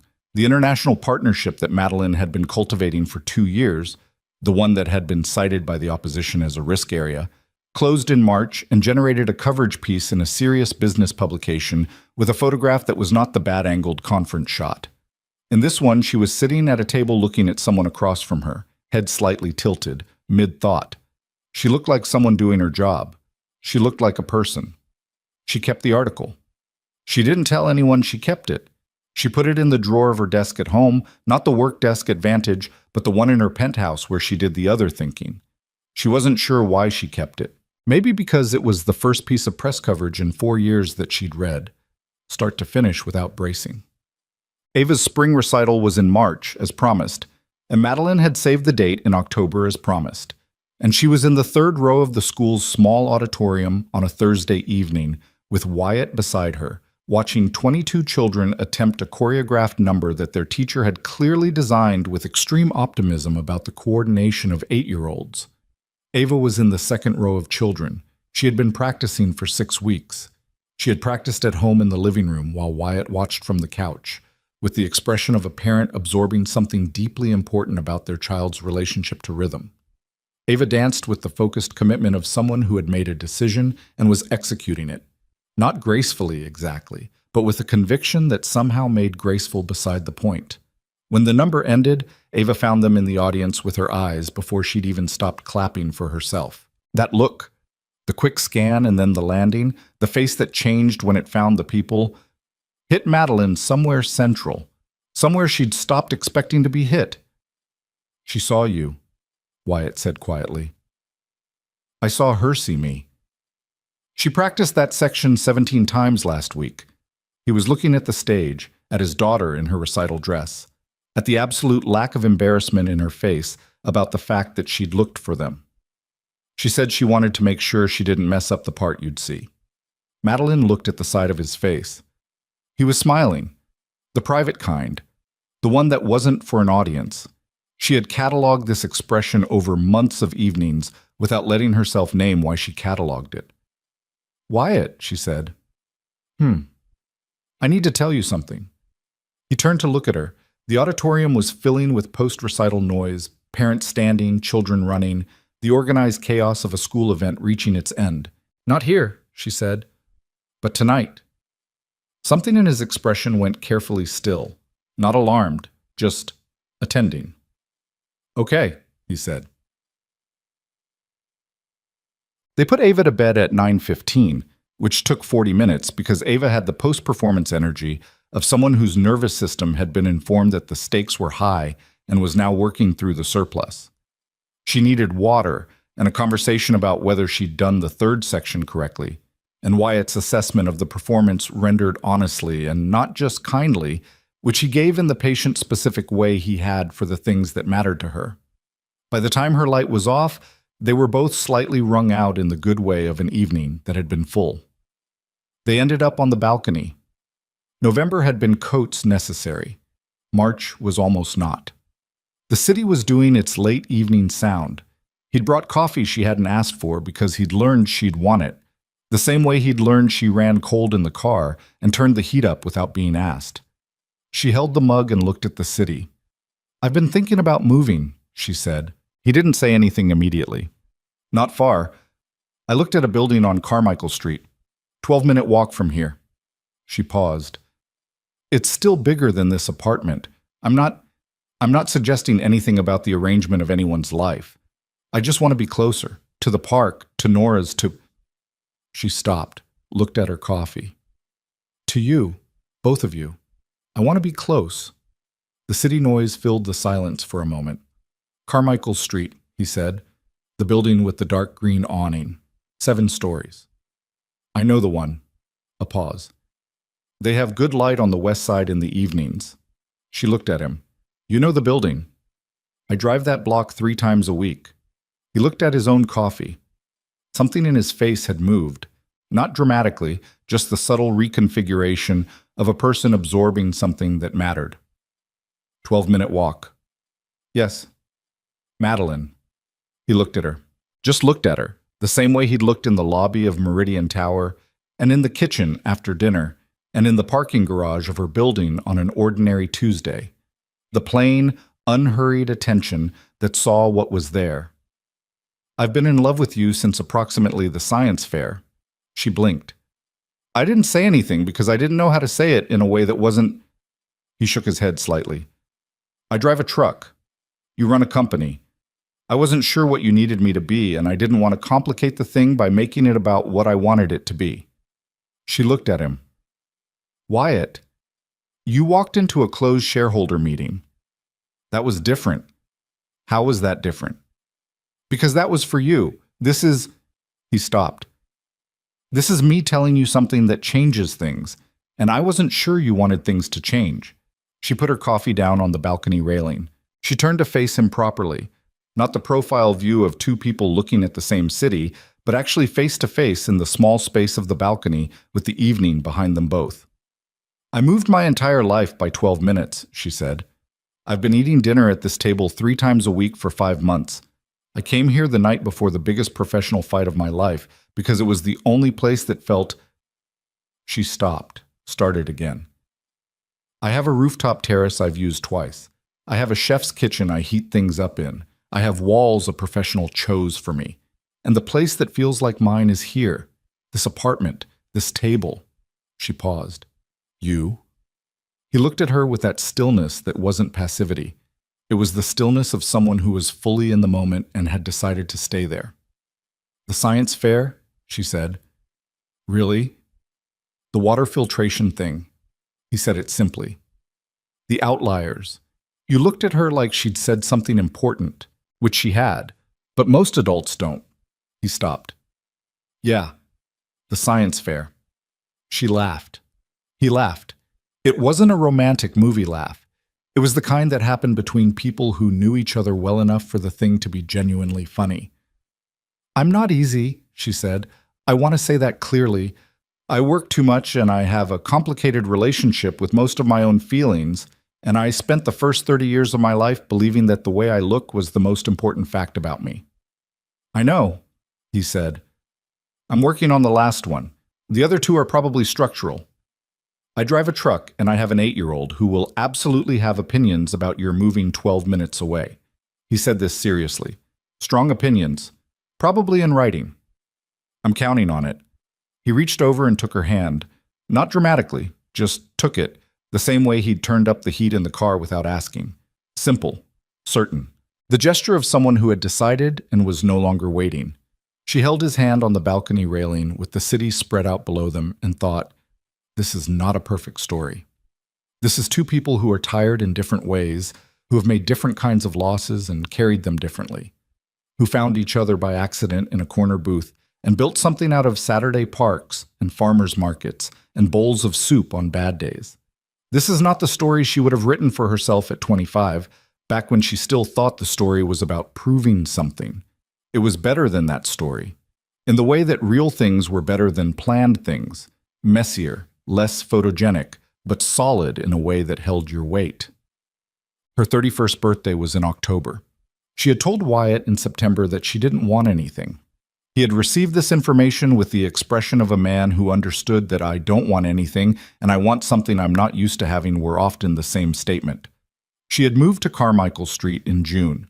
The building with the dark green awning, the good light on the west side. The apartment was smaller than the penthouse by half, which she had expected to bother her and didn't. She had put her own things on the walls. Not hired, not curated, just things she'd accumulated that meant something. Ava's finished drawing of her, the posture right, the face finally completed and recognizably hers. A photograph from the farmer's market, one that Wyatt had taken without her knowing on a morning in early spring when she'd been looking at something else. Her face in partial profile, entirely unguarded, entirely herself. The article, the one from the serious business publication, where she was mid-thought at a table and looked like a person doing her job. He still worked too much. She'd gotten marginally better at eating lunch with people rather than alone at her desk. She had a standing Tuesday dinner at Wyatt's apartment and a standing Saturday morning at the park that was now more or less a formal institution. She had started going to Ava's school events with the regularity of someone who had been added to the contact list, which she had been, quietly and without ceremony, sometime in the spring. She was not, it should be said, a different person. The mirror was still sometimes a difficult place to stand. There were board meetings where she felt the old contraction in her chest, the involuntary auditing of how she was perceived. There were still mornings when the weight of what she'd carried for 30 years felt less historical and more present than she wanted it to. The work of that, the actual work, the slow and non-linear and unglamorous work of unlearning a decade's worth of other people's voices, was ongoing and would probably always be ongoing, and she'd made her peace with that. What had changed was less dramatic than a transformation and more honest than one. She'd stopped waiting for permission. for the permission to take up the room she was in, to eat the food in front of her without calculating the cost, to walk into a board meeting and take her seat like she'd paid for it, because she had, to receive an 8-year-old's hug in a doorway and let it mean what it meant. The birthday happened in Wyatt's backyard. The building had a small outdoor space that no one else used, which Ava had declared a backyard by fiat 2 years ago and had proceeded to treat as one. There were string lights that Wyatt had put up in the summer and not taken down. There were mismatched chairs from inside, dragged out. Marcus came with his wife and their 2 kids. Priya came, which surprised Madeline enough that she stood in the door for a second when she arrived. A few of the neighbors had been invited in the easy way of a community that had developed around a shared outdoor space over time. Ava had been in charge of something, the exact scope of which had been negotiated with Wyatt over several days and revealed gradually throughout the evening. She had made a playlist. She had organized the food into a layout that she described as intentional. She had at some point in the past week made a card. She presented it after the cake, which was from the grocery store and slightly lopsided and exactly right, with the ceremony of a person delivering something important. The card was hand-drawn on folded construction paper, purple, with careful lettering inside in Ava's hand. She'd written, "You were never too much. You just hadn't found the right people yet." Madeline read it standing in the string lights with the small backyard around her, and the city audible beyond the fence and the people she'd accumulated over a year of Saturdays sitting in mismatched chairs, and she cried. Not the careful bathroom stall crying of a woman managing the optics of emotion. Just openly, in the backyard, with everyone watching, because some things were big enough that containing them was the wrong choice. Ava, who had prepared for a range of responses to the card, looked satisfied. She patted Madeline's arm with the practical comfort of a child who understood that crying wasn't necessarily bad. "It's true," she said. "I know," Madeline managed. "That's why I'm crying." "Okay." Ava accepted this and went to get more cake. Wyatt appeared beside her. He had a gift for this, the appearing at the right moment, or maybe she'd just gotten better at noticing him. He handed her a napkin for her face, which was not romantic but was entirely correct. She took it. She pressed it to her eyes. He stood beside her without saying anything because he knew when to say nothing, and it was one of the things about him she was never going to be done appreciating. The string lights swayed slightly in the October wind. Marcus's kids were chasing something that had escaped into the corner of the yard. Priya was talking to one of the neighbors with the slightly surprised expression of someone who had stepped outside the professional relationship and found it interesting. Ava was back at the cake table, performing some kind of quality assessment. "Okay," Madeline said, when her face was functional again. "Okay," he said. "She's going to make me cry every birthday." "She absolutely is." He sounded entirely at peace with this. She looked around the backyard, not at it the way she'd looked at rooms her whole professional life, assessing, reading, cataloging, but just looked at it. The mismatched chairs, the lopsided cake, the string lights that had been up since June. The people who were here because they wanted to be here, not because they'd been organized here, not because an event planner had ensured their attendance. She thought about the Hartwell Grand, 1 year ago, the engineered elegance, the jazz quartet, the 4 courses she'd barely touched, the voices in the alcove saying liability, like it was a verdict and not an opinion. She thought about walking out of that ballroom and walking 4 blocks in $700 shoes and pushing open the door of a small restaurant because the light inside was warm. There was a version of that story where she'd called the car service right away and gone back to the hotel and ordered room service alone and gotten up the next morning and done the inventory in the mirror and kept moving in the life she'd built around the perimeter of the thing she actually needed. That version was easy to imagine because it was the version she'd been living for years. The smallest possible pivot had changed everything. A door pushed open. A corner booth. A child with pink hair ties standing at the edge of the table saying, "We noticed you were sitting alone. My dad and I have extra room." She was not a person who believed in fate. She believed in choices, in the accumulation of small choices that either moved you toward your life or moved you around it. But she also believed in the particular grace of moments that arrived unplanned, that you had to be paying attention to recognize, and that you had to be brave enough to say yes to when they did. She had been paying attention. She had said yes. That was enough. That was, it turned out, almost everything. Wyatt's hand found hers in the October dark.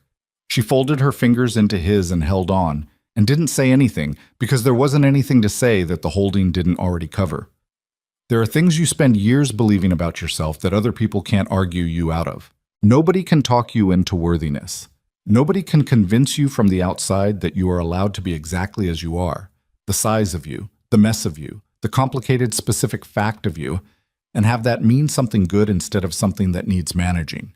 That's internal work, and it's slow, and it doesn't have a clean finish line, and there's no morning when you wake up and it's simply done.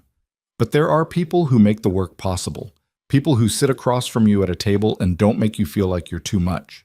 People who learn how you take your coffee and remember that you run cold in cars and show up to rooms they have no business being in because they know something true about you and they can't let it go unsaid. People who make a card on purple construction paper that reaches past every defense you've built and lands in the place you'd stopped expecting anyone to reach. You don't find your people by being smaller. You don't find them by managing your image until it's palatable. You find them by walking into a warm room on a bad night and being exactly yourself, even when that self is sitting in a party dress in a diner at 10:45, face wet, birthday card propped against a salt shaker. Madeline Cross would run Vantage Global for another 11 years.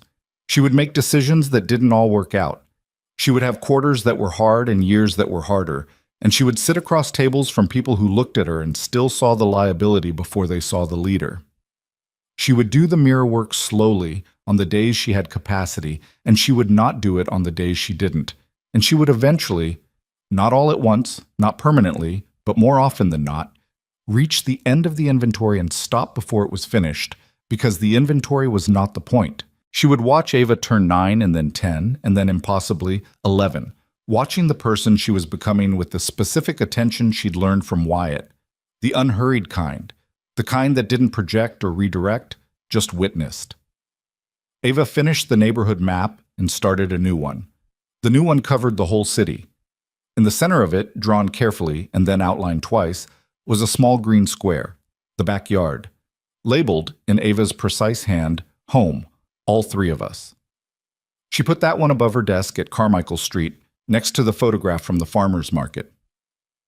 On the last day of October, a year after the birthday in the backyard, Wyatt asked her something in the kitchen of his apartment while Ava was at school and the coffee was getting cold on the counter and the city was doing its mid-morning sound outside. He asked it simply, without theater, in the way he said things that were true and important and needed no frame built around them to hold them up. She said yes before he finished the sentence. She said it and then she laughed because she'd interrupted him, and he said that was fine. He'd gotten to the part that mattered, and she said she had too. The coffee was cold. Neither of them touched it. Outside the window, the city moved through its October morning, and in a small apartment on the third floor of a building that had good bones and aging plumbing, two people stood in the kitchen and stayed there, in the ordinary light of an ordinary day, which had always been the whole point. It had always been the whole point,